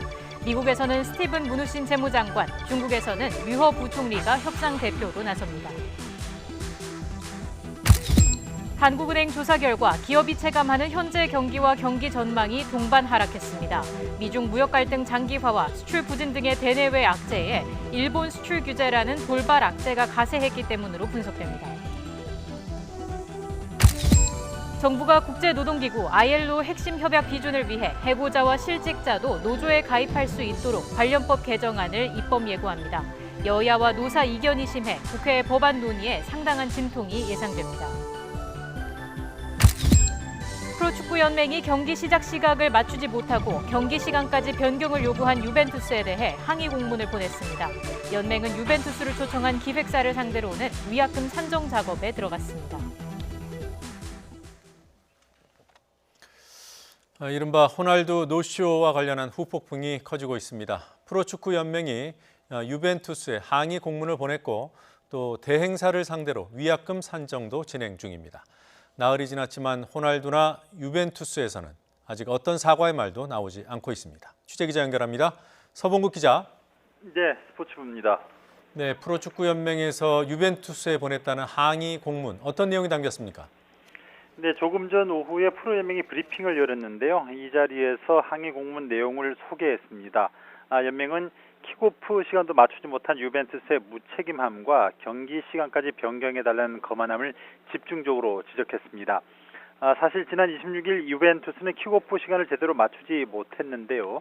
또 늦어진 킥오프 시간을 조율하면서 경기 시간을 전후반 각 40분에 하프타임을 10분으로 줄여달라는 무리한 요구까지 했습니다. 그러면서 받아들여지지 않으면 위약금을 내고 경기를 취소하겠다는 협박에 가까운 제안까지 내놨습니다. 프로연맹은 주최사인 더 페스타보다 유벤투스의 명성을 믿고 행정적인 지원을 했지만 유벤투스가 보여준 행동에 심한 실망과 분노를 느끼고 있다는 점을 이번 항의 공문에 명확히 표현을 했습니다. 프로연맹은 초청사인 더 페스타를 상대로는 위약금 산정 작업도 하고 있습니다. 호날두의 45분 출전 약속 위배와 팬 미팅 무산 등 4-5가지 항목인데 항목당 위약금은 1억 원 이상인 것으로 알려졌습니다. 그리고 노쇼의 주인공인 호날두 선수 SNS에 올린 사진이 또 논란이 되고 있다고 합니다. 어떤 사진입니까? 네, 호날두는 자신의 인스타그램에 스페인 스포츠 전문 매체 마르카가 지정한 상 레yen다 수상 사진을 올렸습니다. 이 상은 스포츠 레전드들에게 주는 상인데요. 호날두는 자신의 수상 사진을 SNS에 게재를 하면서 매우 행복하고 영광스럽다. 자신의 축구 인생에 있어 도움을 준 이들에게 고맙다고 소감을 남겼습니다. 그러면서 한국에서 열린 친선 경기에서 계약을 어기면서 단 1분도 뛰지 않은 것과 팬사인회 불참 등에 대해서는 어떠한 사과도 없었습니다. 앞서 호날두는 다른 인스타그램 사진으로도 한국 팬들의 원성을 샀는데요. 호날두가 경기에 뛰지 않은 이유가 근육 피로로 인한 부상 우려 때문이었는데 이탈리아로 돌아간 뒤 러닝머신 위에서 장난치듯 하는 장면을 사진으로 올렸기 때문입니다. 더불어 호날두 노쇼와 유벤투스 구단의 입장도 아직 나오지 않고 있습니다. 지금까지 스포츠부에서 전해드렸습니다. 이른바 호날두 노쇼 논란과 관련해 고발장을 접수한 경찰이 수사에 나섰습니다. 서울지방경찰청은 호날두와 유벤투스 그리고 기획사 더 페스타가 사기 혐의로 고발당한 사건을 기획사 소재지인 수서경찰서에 배당해 신속히 수사할 예정이라고 밝혔습니다. 경찰 관계자는 우선 기획사 관계자들을 불러 계약 관계를 자세히 들여다보고 경기 도중 전광판에 불법 스포츠 도박 사이트 광고가 나온 부분도 수사할 예정이라고 말했습니다. 앞서 한 검사 출신 변호사는 호날두가 경기에 뛰지 않을 것을 알고도 표를 팔아 60억 원의 부당 이득을 챙겼다며 이들을 사기 혐의로 고발했습니다. 가수 박유천 씨가 과거 경찰 관계자들을 집으로 불러 식사를 접대했다는 의혹이 제기돼 경찰이 진상 파악에 나섰습니다. 서울지방경찰청은 최근 박 씨와 경찰 사이에 유착이 있었다는 소문이 돌아 사실관계를 파악하고 있다고 밝혔습니다. 경찰은 박 씨가 성폭행 혐의로 입건된 지난 2016년 매니저의 소개로 경찰 관계자들을 집으로 초대해 술과 저녁을 대접했다는 소문이 돌고 있다고 설명했습니다. 경찰 관계자는 접대를 받았다는 경찰 대상자는 아직 특정되지 않은 상태라고 전했습니다. 정부가 국제노동기구 ILO의 핵심 협약 비준을 위해 해고자와 실직자도 노조에 가입할 수 있게 관련법 개정안을 입법 예고합니다. 국회에서 법이 통과된다면 현재 법외 노조인 전교조가 합법화되겠지만 국회 통과가 관건입니다. 김장하 기자가 보도합니다. 정부는 노동자의 단결권을 강화하는 결사의 자유협약 등 3개 협약 비준을 추진하고 있습니다. 현재 외교부에서 비준 동의안을 검토하고 있습니다. 그러면서 ILO 핵심 협약에 어긋나지 않도록 노동조합법 등 관련법 개정안을 마련했습니다. 실업자, 해고자도 노동조합에 가입할 수 있게 하는 대신에 기업별 노조 임원은 재직자만 맡을 수 있도록 했습니다. 노조 전임자 급여 금지 규정은 삭제하되 현행 근로시간 면제 한도 내에서만 노조 전임자에 대한 급여를 지급할 수 있게 했습니다. 해직자를 포함한 퇴직 공무원, 교원, 대학 교원의 노조 가입을 허용합니다. 소방 공무원과 5급 이상 공무원도 노조에 가입할 수 있지만 보직이 있는 5급 이상 공무원은 가입을 제한합니다. 이렇게 되면 해직 교사가 조합원에 포함돼 법의 노조가 된 전교조가 합법화할 수 있는 길이 열리게 됩니다. 비준 동의안은 국회의 동의를 얻어야 되고 관련 법률 개정을 위해서도 국회의 의결이 필요합니다. 그래서 아일로 핵심 협약 비준을 위해서는 국회의 동의가 필요하다는 점을 말씀드리겠습니다. 노동조합법 개정안에는 경영계의 요구도 담겼습니다. 단체 협약 유효 기간을 현행 2년에서 3년으로 늘리고 노조가 쟁의를 할 때 사업장 내 생산, 주요 업무 시설에 대한 점거를 금지하는 내용이 포함됐습니다. 고용노동부는 입법 예고 기간에 노사 등 각계의 다양한 의견을 수렴해 정부 입법안을 확정한 뒤 정기 국회에 제출할 계획입니다. 하지만 내년 총선을 앞두고 여야 대립이 격화하고 있고 노사 이견도 여전해 국회에서 법안 통과가 쉽지 않아 보입니다. YTN 김장하입니다. 앞으로 유치원을 폐원하려면 시도교육감이 정한 기준을 충족해야 합니다. 교육부는 오늘 국무회의에서 이 같은 내용을 담은 유아교육법 개정안이 통과됐다고 밝혔습니다. 물론 이 개정안은 국회를 통과해야 시행됩니다. 이번 개정안에는 당초 입법 예고됐던 학부모 3분의 2 이상 동의 규정을 삭제하고 대신 교육감이 유치원 폐원 기준을 구체적으로 정하도록 명시했습니다. 또 유치원 원장 자격 기준을 초중고등학교 교장에 준해 상향 조정한 교원 자격 검정령이 통과됐습니다. 이에 따라 유치원 원장이 되려면 종전에는 학력 기준을 충족하는 사람으로서 7년 이상 또는 11년 이상의 교육 경력이 있어야 했던 것을 각각 9년, 15년으로 기준을 강화했습니다.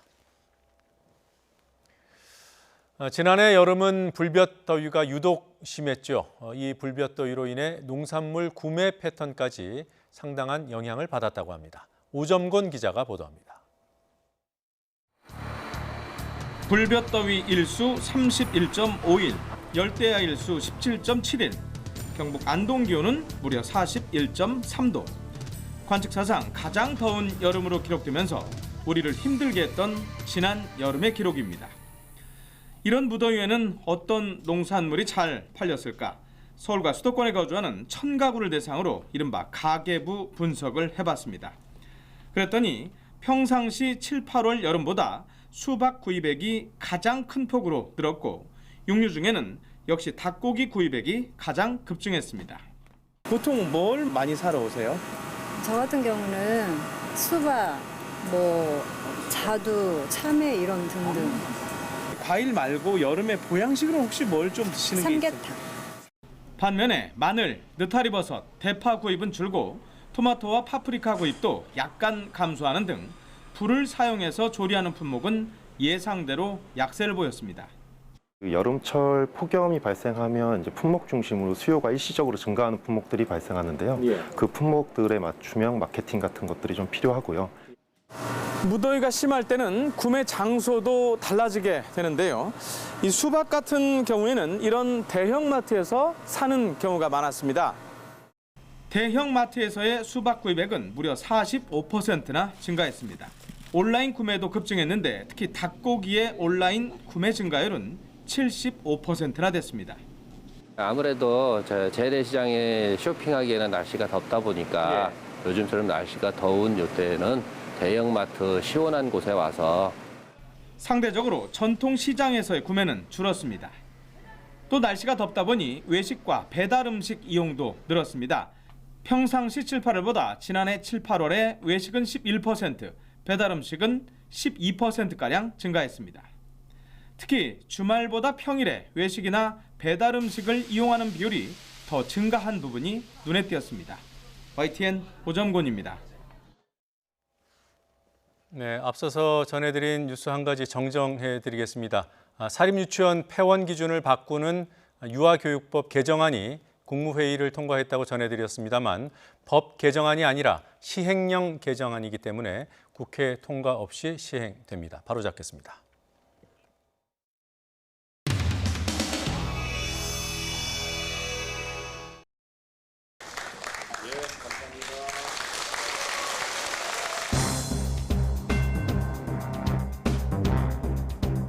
목표는 이기기 위해서. 총선도 이기기 위해서, 대선도 이기기 위해서. 맞죠? 한번 뜨겁게 박수로 한번 서로를 격려해 주시기 바랍니다.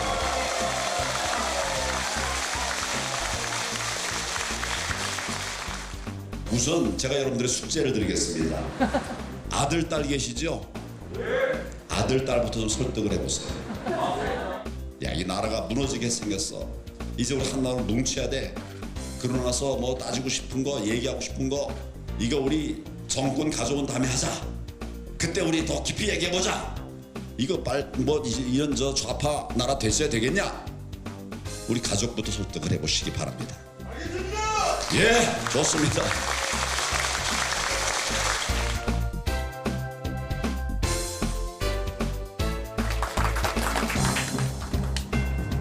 두 달 전에 시작했는데 어느덧 금방 시간이 많이 갔죠? 네. 재미있었습니까? 네. 여러분 얼굴을 보니까 재미있었는 것 같으네요. 처음 들어왔던 사람 중에 탈락한 분들이 있습니까? 탈락한 사람 손 들어보세요. 네, 시작할 때 2가지를 적어내라 그런 얘기 있었죠? 네. 기억 안 나세요? 또 전국 대학에 우리 자유한국당 대학 지부가 있다고 말씀드렸죠? 그때 몇 개가 있다고 말씀드렸습니까? 잊어버렸습니까? 내가 얘기를 안 했습니까? 얼마 전에는 우리 자유한국당에 대변인 제도가 있는데 거기다 부대변인 제도 만들고 또 청년 부대변인 제도를 만들었어요. 청년 부대변인 제도 지난번 내가 말씀드렸던가요?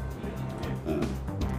각종 위원회에도 청년들을 기본적으로 20% 이상 포함시키도록 그렇게 하고 있어요. 그런데 아직 그다음 못 채우고 있습니다. 왜 못 채우고 있을까요? 각 위원회에 여러 위원회들이 있는데 거기 20%는 청년으로 채우라 이런 기준을 우리가 제시하고 있는데 그 20%가 왜 안 채워지고 있을까요? 마지막까지 질문하면 일할 수 있는 적정한 청년 자원이.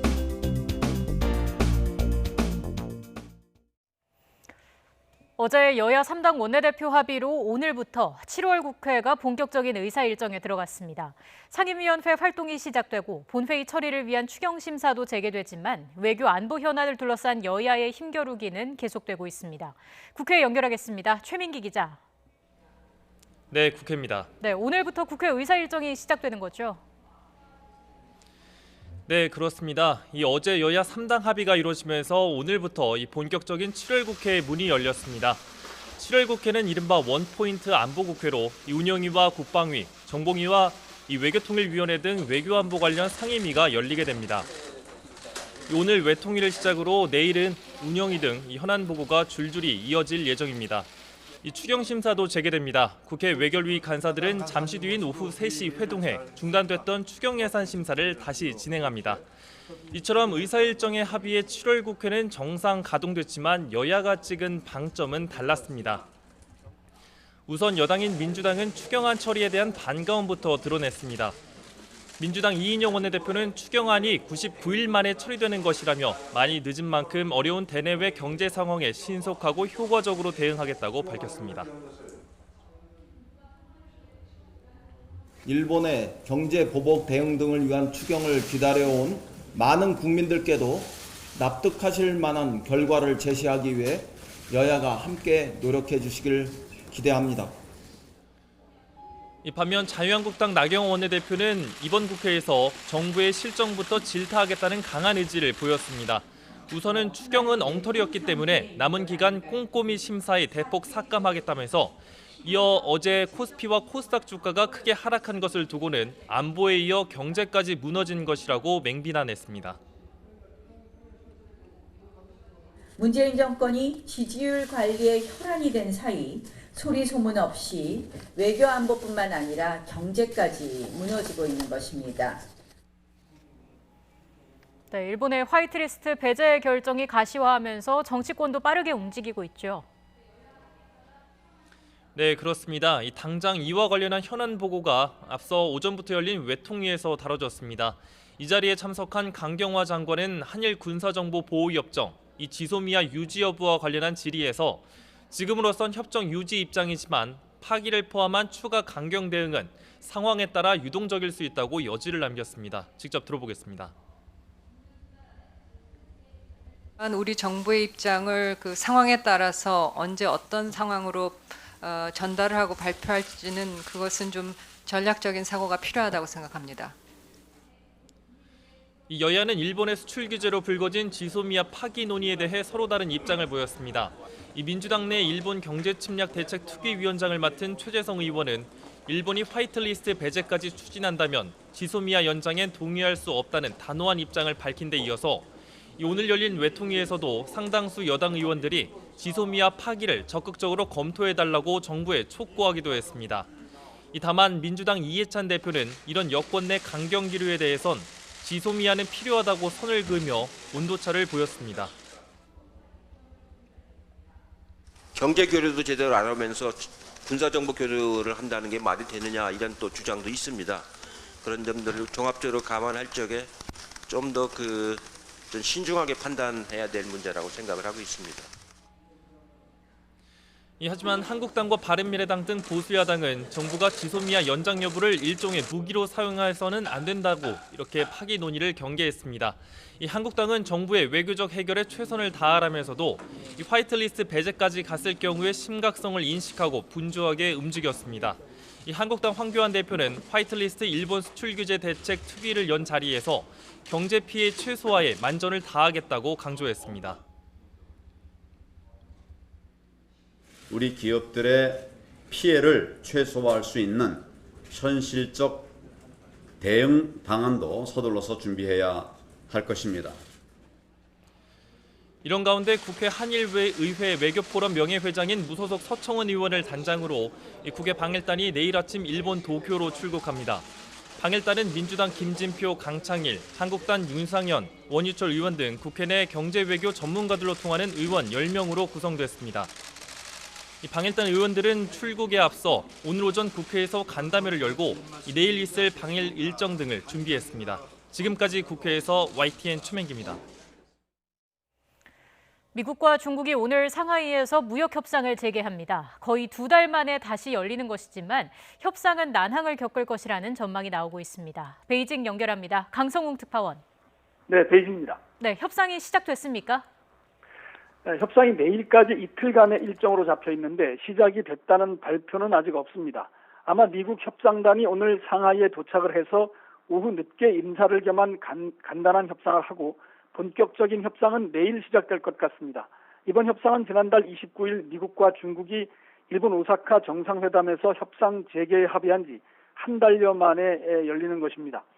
미국 정상이 협상 재개에 합의할 당시 중국은 미국의 농산물을 구매해주고 미국은 이에 상응해서 화웨이에 대한 제재를 완화하기로 했습니다. 중국은 실제로 이틀 전에 수만 톤의 미국산 콩을 포함한 미국산 농산물을 새로 구매하기 시작했다고 발표했습니다. 앞서 미국도 110가지의 중국산 제품에 대한 추가 관세를 면제하고 화웨이에 대해서는 안보와 무관한 장비는 규제를 풀겠다고 밝힌 바 있습니다. 때문에 오늘 협상에서는 농산물 구매와 화웨이에 대한 제재 완화 이 두 부분에 대한 논의가 더 구체적으로 이루어질 것으로 예상됩니다. 관세의 상호 철폐라든지 중국의 외국인 투자 기업에 대한 지적재산권 보호 문제, 또 합의문의 조문화 문제 이런 핵심 이슈들도 논의는 할 수 있지만 진전을 이루기 힘들 것이라는 전망이 우세합니다. 특히 현재 미국은 중국산 수입품 2,500억 달러치에 대해 중국은 미국산 수입품 1,100억 달러치에 대해 각각 최고 25%씩의 높은 관세를 물리고 있는데 이런 부분은 쉽게 해결되기 어려울 것으로 보입니다. 미국은 관세 수입이 추가로 생겨서 버틸만 하다는 판단을 하고 있고 중국은 굴욕적인 양보는 하지 않겠다는 강한 입장이기 때문입니다. 특히 중국 관영신화통신은 협상 재개를 앞두고 오늘 아침에 미국이 중국의 주권이나 핵심 이익을 굴복시키려 한다면 협상이 노딜로 끝나도 괜찮다 이렇게 밝혔습니다. 이번 협상 장소가 상하이로 변경이 됐는데 협상 장소로 알려진 상하이의 시자오 호텔은 지난 1972년 닉슨 대통령과 주언나이 총리가 상하이 공동선언을 발표한 곳이라고 합니다. 중국 신화통신은 이와 관련해서 이념적인 격차를 뛰어넘어 상하이 공동선언을 발표한 양국 지도자들의 용기를 본받아서 이번에도 미국과 중국이 견고하고 성과 있는 무역 관계를 만들 수 있기를 바란다, 이렇게 논평을 했습니다. 지금까지 베이징에서 YTN 강성웅입니다. 미국이 한국에 내년 이후에 적용할 주한미군 방위비 분담금 특별협정 협상 개시를 제안할 것으로 보입니다. 외교부 당국자는 지난주 방한한 존 볼턴 미국 백악관 국가안보회의 보좌관과 앞으로 합리적이고 공정한 방향으로 방위비 분담 문제를 협의해 나가기로 했다고 밝혔습니다.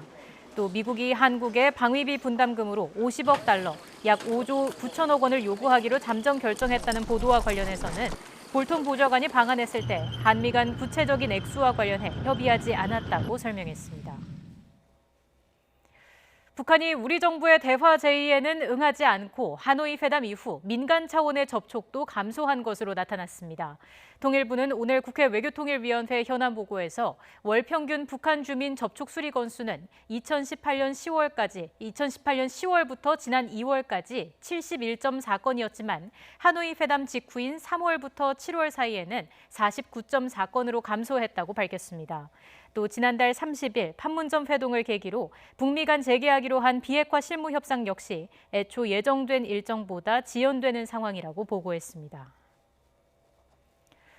마이크 폼페이오 미 국무장관이 북한과 실무 협상을 곧 재개하기를 희망한다고 말했습니다. 한일 갈등을 풀 한미일 3자 협의도 열릴 가능성이 있어 곧 개막될 아세안 안보 포럼이 주목을 받고 있습니다. 워싱턴에서 강태욱 특파원이 보도합니다. 마이크 폼페이오 미국 국무장관이 북한 비핵화 문제를 두고 이제 실행할 시간인 만큼 달성할 수 있기를 희망한다고 밝혔습니다. 그러면서 북한 문제를 큐빅 퍼즐에 비유해 이를 풀 수 있도록 실무 협상이 곧 시작하길 희망한다고 강조했습니다. 다음 달 2일 태국 방콕에서 열리는 아세안 지역 안보 포럼을 염두에 둔 발언입니다.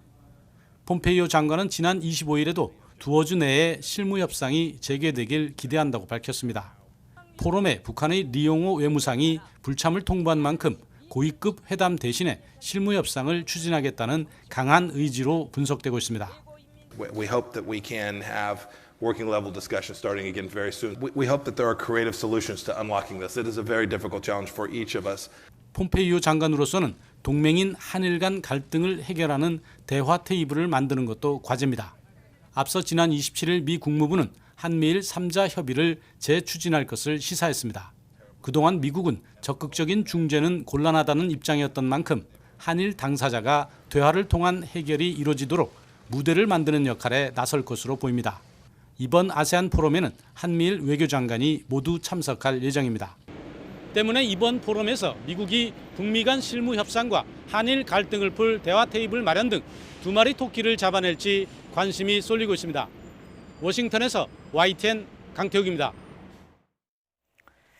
한일 갈등 여파가 문화계로도 번지는 가운데 일제강점기 한일 무력투쟁을 다룬 영화 보호동 전투가 개봉을 앞두고 있습니다. 하지만 개봉을 앞두고 애국심에 호소한 마케팅이라는 논란에 휩싸였습니다. 논란을 딛고 관객들의 마음을 사로잡을 수 있을지 주목됩니다. 최두희 기자입니다. 어제 농사짓던 인물이 오늘은 독립군이 될 수 있다!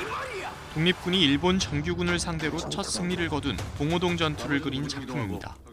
반일 정서가 고조되는 시점에서 개봉을 앞둔 데다 다른 항일 영화와는 달리 흥행을 겨냥한 상업 영화라는 점에서 주목받고 있습니다. 하지만 개봉을 앞두고 애국심에만 호소하는 영화를 뜻하는 이른바 국뽕 영화 논란에 휩싸였습니다. 실제로 대형 포털 사이트를 중심으로 영화에 대한 평점은 극단적으로 갈리는 모양새입니다. 반일 감정을 선동하는 영화라는 비난과 시의 적절한 작품이라는 지지가 팽팽하게 맞서고 있습니다. 국뽕 논란을 의식한 제작진은 봉오동 전투를 향한 진정성으로 승부를 보겠다는 각오입니다. 그때 그 감정, 그들의 그 마음들을 지금이라도 좀 기억해주고 또 그들의 마음을 함께 지금 늦었지만 응원해주고 함께 해줬으면 하는 마음으로 만들었기 때문에 그 진정성을 조금 더 봐주셨으면 하는 마음입니다.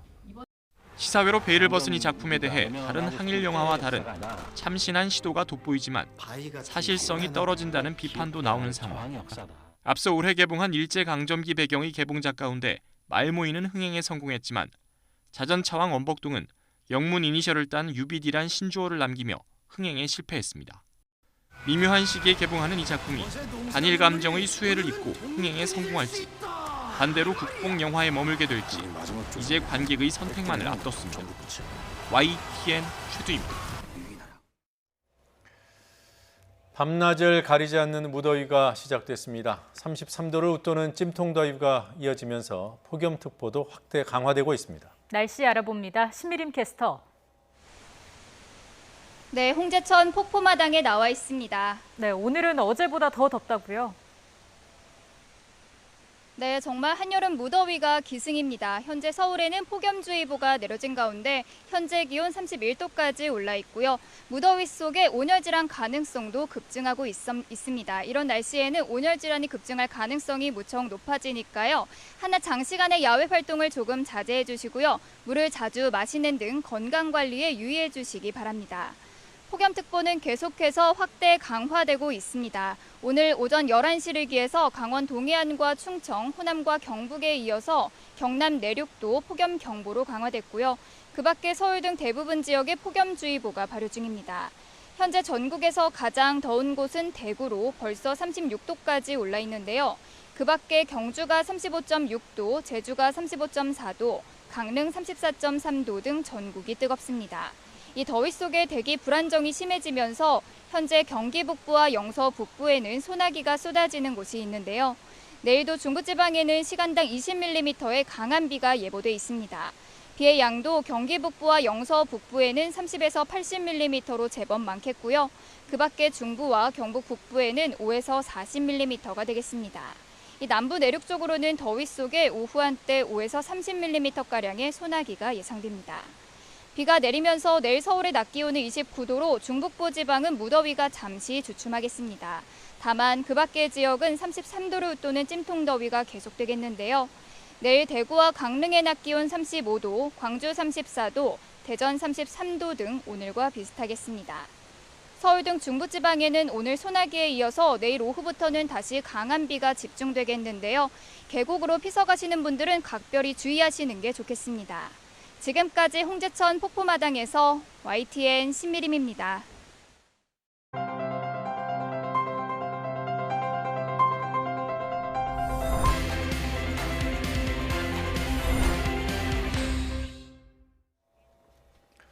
조은누리 양이 실종된 지 일주일이 지났습니다. 조양이 가족, 친구와 함께 갔던 장소 주변을 중심으로 드론과 잠수부까지 동원해 수색 작업을 벌이고 있지만 아직 이렇다 할 단서조차 찾지 못하고 있습니다. 은누리 양은 지적장애가 있고 중학교 2학년 어린 학생입니다. 많은 분의 도움이 절실한 상황입니다.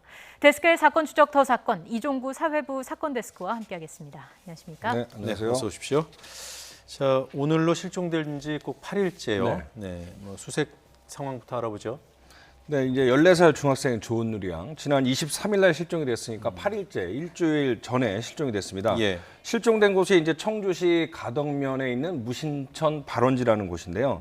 지금 현재 군, 경, 소방 이 세 곳에서 합동 수색을 벌이고 있습니다. 현장에는 임시 수사본부까지, 수색본부까지 설치가 됐는데 보통 한 번에 한 200명 넘게 동원이 되고 수색용 드론 8대도 투입이 됐습니다. 자원봉사자들과 산악, 구조대도 동참을 하고 있습니다. 은누리 양이 어떻게 하다가 실종이 된 건가요? 방학을 맞아서 어머니, 남동생 그리고 독서 토론회를 함께하는 친구들 그리고 그 가족들 10명과 나들이를 갔습니다. 그러니까 모두 합쳐서 11명이 갔던 거죠. 처음에는 계곡 근처에 이제 돗자리를 펴고 놀다가 산행을 하기로 했습니다. 그러니까 발원지를 가자. 이게 정상이 이제 발원지거든요. 그곳에 가기로 했는데 이 조양이 올라간 지 얼마 안 돼서 산행이 힘들고 또 벌레가 많아서 싫다 이러면서 홀로 산을 내려왔습니다. 그리고 잠시 뒤에 나머지 일행들도 돗자리로 돌아왔는데 조양이 자리에 없었던 거죠. 이 무신천 발원지는 잘 알려진 곳은 아니고 아는 사람들만 가는 곳이라고 합니다. 네, 혼자 내려오다가 지금 이제 행방을 이제 찾을 수 없는 상황이 된 건데, 그러니까 어머니와 헤어진 곳부터 애초에 있었던 그 돗자리를 펴놨던 곳까지 거리가 꽤 먼가요? 한 500m 됩니다. 짧지는 않군요. 그러니까 11명이 함께 올라가다가 500m 지점에서 이제 조양이 혼자 내려오게 된 거죠. 제일 먼저 내려간 그렇습니다. 건가요? 이게 어떻게 하다가 내려가게 된 건가요? 그러니까 앞서 말씀드린 대로 근처에 가보면 현장에 이제 취재 기자도 갔었거든요. 벌레나 날파리 이런 것들이 엄청 많아갖고 네. 이 젊은 친구들은 상당히 싫어할 수도 있다고 합니다. 그래서 한 600m만 더 올라가면은 원래 목적지였던 무심천 발원지가 있는데 나머지 일행들은 그냥 갔고 혼자 내려왔는데요. 정상에 올라갔던 일행 중에 남학생 2명은 먼저 내려왔습니다. 예. 그러니까 그게 헤어진 뒤 한 20분 뒤인데 경찰이 탐문 수사를 했더니 그 남학생 2명이 돗자리에 있었던 장면을 목격한 목격자는 있습니다. 근데 그때 조은우리 양은 없었던 것 같다 이렇게 진술을 했습니다. 그러니까 한 불과 20분 사이에 네. 조양의 행적이 묘연해진 거죠. 그러니까 조양이 내려가고 20분 뒤에 남학생 2명도 맞죠, 예. 내려왔는데 목격자가 그 남학생들은 봤지만 조은우리 양은 못 봤다. 맞습니다. 네, 이게 숲속 체험 코스라면은 네. 이 험한 산이 아닐 것 같고 그리고 또 장애가 심하지는 않다고는 하지만 네. 장애가 있는 네. 아이를 네. 자식을 혼자 내려 보냈다면 네. 길이 좀 이렇게 복잡하지는 않았다고 판단할 수 있을 것 같은데요. 그렇습니다. 이제 1.2km 정상에 있으니까 물론 네. 산길이긴 하지만 그렇게 높은 곳은 아니고 그냥 야산 정도라고 보시면 될 것 같아요. 네. 그래서 그 트럭이 이동할 수 있을 정도로 길이 좀 넓은 편이고 네. 정비는 좀 된 상황이었거든요. 그런데 이제 아버님 말씀을 들어보니까 조양이 평소에도 뭐 이렇게 혼자 있거나 하면은 어머니 차에 있거나 계곡에 이렇게 물 담그고 노는 걸 좋아하기 때문에 그냥 혼자 내려보내도 아무 일이 없었을 것으로 어머니는 이제 추정을 해갖고 이렇게 새 생각을 해서 내려보낸 거죠. 네. 그 실종 장소 근처에 계곡이 있다고 하는데 그쪽도 다 수색이 되는 거죠? 그렇죠. 지금 전방위적으로 수색을 하고 있는데 특히 주변에 저수지도 있거든요. 그래서 이제 잠수부들이 수중 수색도 했는데 뭐 특별한 그런 단서를 찾지 못했고요. 어른 키 높이의 숲풀이 많이 우거져 있어요. 네. 앞서 말씀드린 길은 차량이 지나갈 수 있을 정도지만 그 길을 제외한 나머지는 숲풀이 우겨져 있거든요. 그래서 그 숲풀을 다 제거하기 위해서 제초 작업을 하면서 지금 조양을 찾고 있습니다. 특히 독충이나 독사가 있고 불볕더위까지 찾아와서 수색 작업이 쉽지는 않다 이렇게 말을 하고 있습니다. 지금 네. 보시면 알겠지만 길이 아닌 곳은 저렇게 숲풀이 어른 키높이까지 우거져 있거든요. 네. 그래서 네. 처음에는 낫 같은 걸 이용해서 제거를 하다가 워낙 많다 보니까 제초 작업도 하고 있습니다. 네, 지금 뭐 계절적으로 장마 직후라 맞습니다. 네. 수풀이 정말 많이 올라오는 시기라 더 수색에 어려움이 있을 것 그렇죠. 같군요. 그리고 그 전에도 이제 호우가 찾아왔기 때문에 네. 계곡물도 많이 불어 있었던 상태였죠. 네. 지금 경찰 수사 이게 뭐 수사를 하고 있는 거죠? 단순히 수색만 하는 것이 아니라. 그렇죠. 수사가 진행이 되고 있고요. 지금 그 조 양이 23일 오전 10시 반쯤에 이제는 실종이 됐거든요. 네. 그래서 3시간 전후에 그 전출입 차량들을 50여 대를 다 찾아내서 전수조사를 했습니다. 네. 그리고 부근에 있는 마을도 여러 차례 찾아가서 탐문 수사를 벌였는데 특이점을 발견하지는 못했다고 합니다. 이 나가는 입구는 딱 하나밖에 없습니다. 그리고 그곳에 CCTV가 설치되어 있어서 화면을 확인을 해봤더니 은누리 양의 모습은 없습니다. 예. 그래서 추정컨대 지금 산에 여전히 남아있을 가능성이 매우 높다. 그래서 헤어진 곳에서 돗자리 장소로 돌아오는 길에 갈림길이 하나가 있습니다. 네. 예. 근데 그 갈림길로 잘못 들어가게 되면 다른 쪽 정상으로 올라가는 길이 있거든요. 그래서 아마 은누리 양이 그 갈림길로 간 것이 아닌가. 그래서 그 부분에 대해서 집중적으로 수색을 이루어지고 있습니다. 예. 네, 방금 화면에 나왔던 사진은 오늘 경찰이 새로 공개한 사진이죠. 예. 그 당일 실종 당일 물가에서 찍은 조은누리 양의 예, 사진이었습니다. 예, 많은 분들 도움이 지금 필요한 상황입니다. 조은우리 양의 인적 사항 그리고 신고나 제보 방법을 저희가 또 안내를 해드리겠습니다.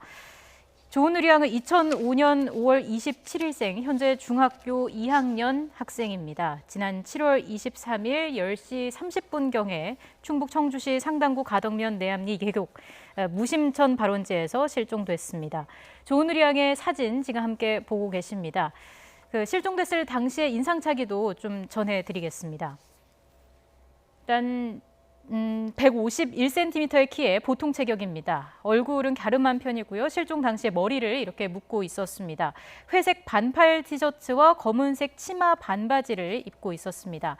보시는 것처럼 안경을 쓰고 있는데 파란색 안경테라고 합니다. 신발은 아쿠아 슈즈 샌들을 신고 있었습니다. 얼굴과 인상착의 잘 좀 기억해 주시기 바랍니다. 조은우리 양을 보시거나 보호하고 계신 분들 혹은 조은우리 양의 위치를 알고 계신 분들께서는 112로 경찰로 신고를 해주시면 되겠습니다. 상당경찰서 여성청소년과 지역번호 043-280-1329번으로도 신고를 해주시기 바랍니다. 1264번이요. 280-1264번이고요. 그리고 국번 없이 112, 119를 이용하셔도 되겠습니다. 예.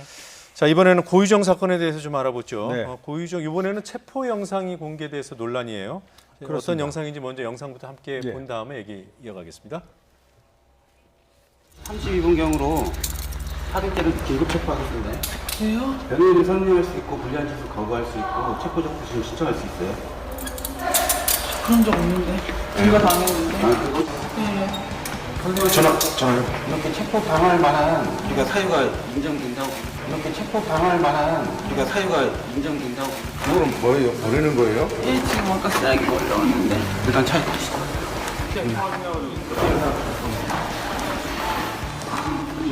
10시 32분입니다. 일단 타세요. 살인죄를 체포하는데 긴급 체포하겠습니다. 수감. 네. 자, 이제 체포 당시에 경찰이 이제 찍은 화면이고요. 뭐 시간까지 일부러 다 촬영하는 걸 보니까 수사상 필요한 단계인 것 같아요. 그렇죠. 이제 앞으로 법정에 제출하기 위한 증거 자료를 활용하기 위해서 체포를 언제 어디서 했고 그리고 미란다 원칙을 제대로 고지했는지 이런 증빙을 위해서 자체 촬영을 한 영상입니다. 예. 이 영상이 어떤 경위로 공개가 된 건가요? 그러니까 이제 보통은 이런 영상을 촬영을 하더라도 언론에 공개를 하지는 않거든요. 네. 네. 그래서 저도 이제 일선 경찰관들이랑 통화를 해보니까는 인권 침해의 여지도 있고 그리고 지금은 피의자지만 무혐의 처분을 받을 수 있기 때문에 이런 자체 촬영 영상을 언론에 공개하거나 제공하는 것에 대해서 상당히 부담감을 느낀다고 그래요. 예. 그래서 이번에 영상을 제공하는 것도 상당히 이례적이고 이해가 안 된다 이렇게 얘기를 하거든요. 그런데 이 영상 유출자는 박기남 전 제주동부경찰서장인데 네. 이 제주동부경찰서는 고유정 사건을 수사하고 있는 곳이죠. 그래서 이제 고유정 수사 진두지휘하다가 부실 수사 논란 속에 며칠 전에 정기 인사로 제주지방경찰청으로 전보가 됐거든요. 네. 그러니까 이번 사건과 직접 관련이 이제는 없죠. 그런데 최소 2개 언론사에 이 영상을 제공한 것으로 드러났습니다. 그리고 이 영상은 지난 27일 토요일에 두 곳에서 이제 공개가 됐는데 한 곳은 SBS 그것이 알고 싶다, 또 한 곳은 세계일보입니다. 네. 세계일보는 뭐 아시겠지만 신문이기 때문에 지면을 통해서 공개한 게 아니라 유튜브에 최초 공개 고유정 긴급 체포 장면 이런 제목을 달고 네. 공개를 했습니다. 박 전 사장은 이제 언론 인터뷰에서 세계일보 기자와 조금 밀접한 관계가 있어서 줬다. 뭐 이렇게 진술을 언론한테 하고 있습니다. 그러니까 박 전 서장이 수사하던 바로 그 경찰서 서장이다가 네. 전보된 이후에 뭐 건넸거나 유출했거나 했다는 겁니까? 지금 이제 사건 경위를 조사를 하고 있지 않습니까? 네. 근데 그래서 아직 공개적으로 드러난 건 없는데 네. 지금 제가 이제 취재를 해보니 영상 두 곳에 주어졌는데 한 곳은 아마 서장일 때 준 것 같고 네. 나머지 한 곳은 최근에 제주 경찰청으로 간 이후에 준 것으로 지금 알려져 있다 이렇게 얘기를 하고 있더군요. 만약에 현직 경찰서장이 아닌데 그 영상에 접근할 수 있다면 그것도 문제 아니에요? 그러니까는 그 영상을 수사와 이제 직접적인 관련이 없는데 개인적으로 소지를 하고 있다면 그것도 잘못이겠죠. 네. 이게 수사 내용의 보안을 좀 유지하는 측면에 있어서 문제가 되는 거죠? 그렇습니다. 특히 이제 문제가 되는 거는 이제 공보 규칙이라고 그래갖고 요즘은 이제 피의자들에 대한 인권 문제도 많이 강화가 돼서 경찰청이 아예 규칙을 정해놨습니다. 공보 규칙이라는 건 이제 대언론을 상대하는 규칙인데 인권 보호를 위해서 수사 내용에 대해서 언론에 제공하거나 일반에 공개를 해서는 안 된다. 이렇게 규칙을 정해놨거든요. 다만 재발 방지를 위해서 일반인들, 국민들에게 알려야 되거나 언론에 오보를 막기 위해서는 예외적으로 허용을 한다. 이렇게 되고 있는데 과연 이 고유정의 체포 영상이 이번 공보 규칙에서 예외에 해당하는가 이 부분에 대해서 이제 경찰청이 조사를 하고 있는 거죠. 예, 이 공보 규칙 위배 여부를 떠나서요. 네. 기자이자 네. 또 사건 데스크로서 네. 이 영상의 보도 가치는 어느 정도라고 보는지요?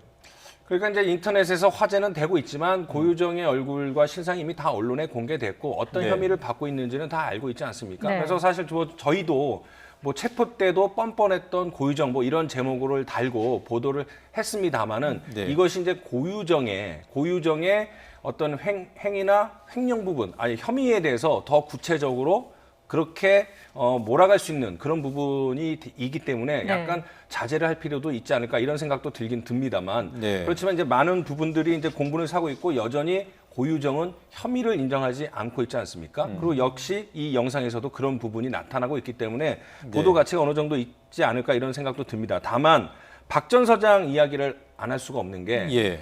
이번에 수사를 서장으로 있으면서 할 때 고유정을 상대로 현장 검증을 하지 않았습니다. 보통은 현장 검증을 해야 되지 않습니까? 네. 그런데 안 한 이유에 대해서 물었더니 많은 증거가 있는데 굳이 고유정을 조리돌림할 필요가 있느냐 이렇게 얘기를 했어요. 조리돌림이라는 거는 어떤 내용이냐면 조선시대 때 죄를 지은 사람들을 어떤 죄를 지었는지 이렇게 해갖고 마을을 돌게 하면서 망신 주는 거거든요. 네. 그러니까 왜 이미 다 공개가 됐는데 또 현장 검증을 통해서 망신을 주느냐 뭐 이런 얘기를 했거든요. 그래놓고선 본인은 월권적으로 특정 언론사에다가 이런 체포 영상을 공보규칙 위반 5회까지 받아가면서 줬거든요. 예. 그러니까 이 부분은 사실 앞뒤가 안 맞는 얘기죠. 네. 지금 뭐 경찰청에서도 이 유출 경위를 파악하고 있는 단계인 네, 거죠? 제주청을 중심으로 했고 경찰청장도 진위, 경위 같은 걸 따져서 문제가 있으면 적절한 조치를 취하겠다 네. 이렇게 이야기를 했는데 지금 현재까지 드러난 것은 이제 공보 규칙을 어겼느냐 이 부분인 것 같습니다. 네, 뭐 어긴 건 같습니다. 네. 네. 그런데 이제 이게 공보 규칙을 어긴다고 해서 엄청난 징계를 받을 것 같지 않고 교육 정도를 받을 것 같습니다. 네. 자, 끝으로 지난 주말에 좀 어처구니 없는 사고가 일어났는데 광주 클럽에서 일어난 네네. 그 복층 붕괴 사고. 네. 이게 그 뭐 붕괴 원인이 나왔습니까? 네, 지금 일단 추정되는 원인이 나왔는데요. 이 용접을 하는데 불법 무허가 업자가 시공을 했다고 해요. 네. 그리고 그 상판이 상당히 넓고 큰데 그거를 이 무허가 용접 업자가 혼자 작업을 했다고 합니다. 자격도 없이. 그래서 알고 봤더니 이 업자의 지인으로 추정이 되는데 그래서 경찰은 일단 무자격자의 불법 시공이 붕괴의 직접적인 원인인 것으로 추정을 하고 있습니다. 그러니까 넓은 클럽의 일부분이 복층 구조로 되어 있는데 네. 그 복층 상판이 받침대 없이 그냥 용접으로 벽에 이렇게 맞습니다. 붙어 있었다는 거죠? 네, 예. 지금 화면에 이제 그래픽으로도 나오는데요.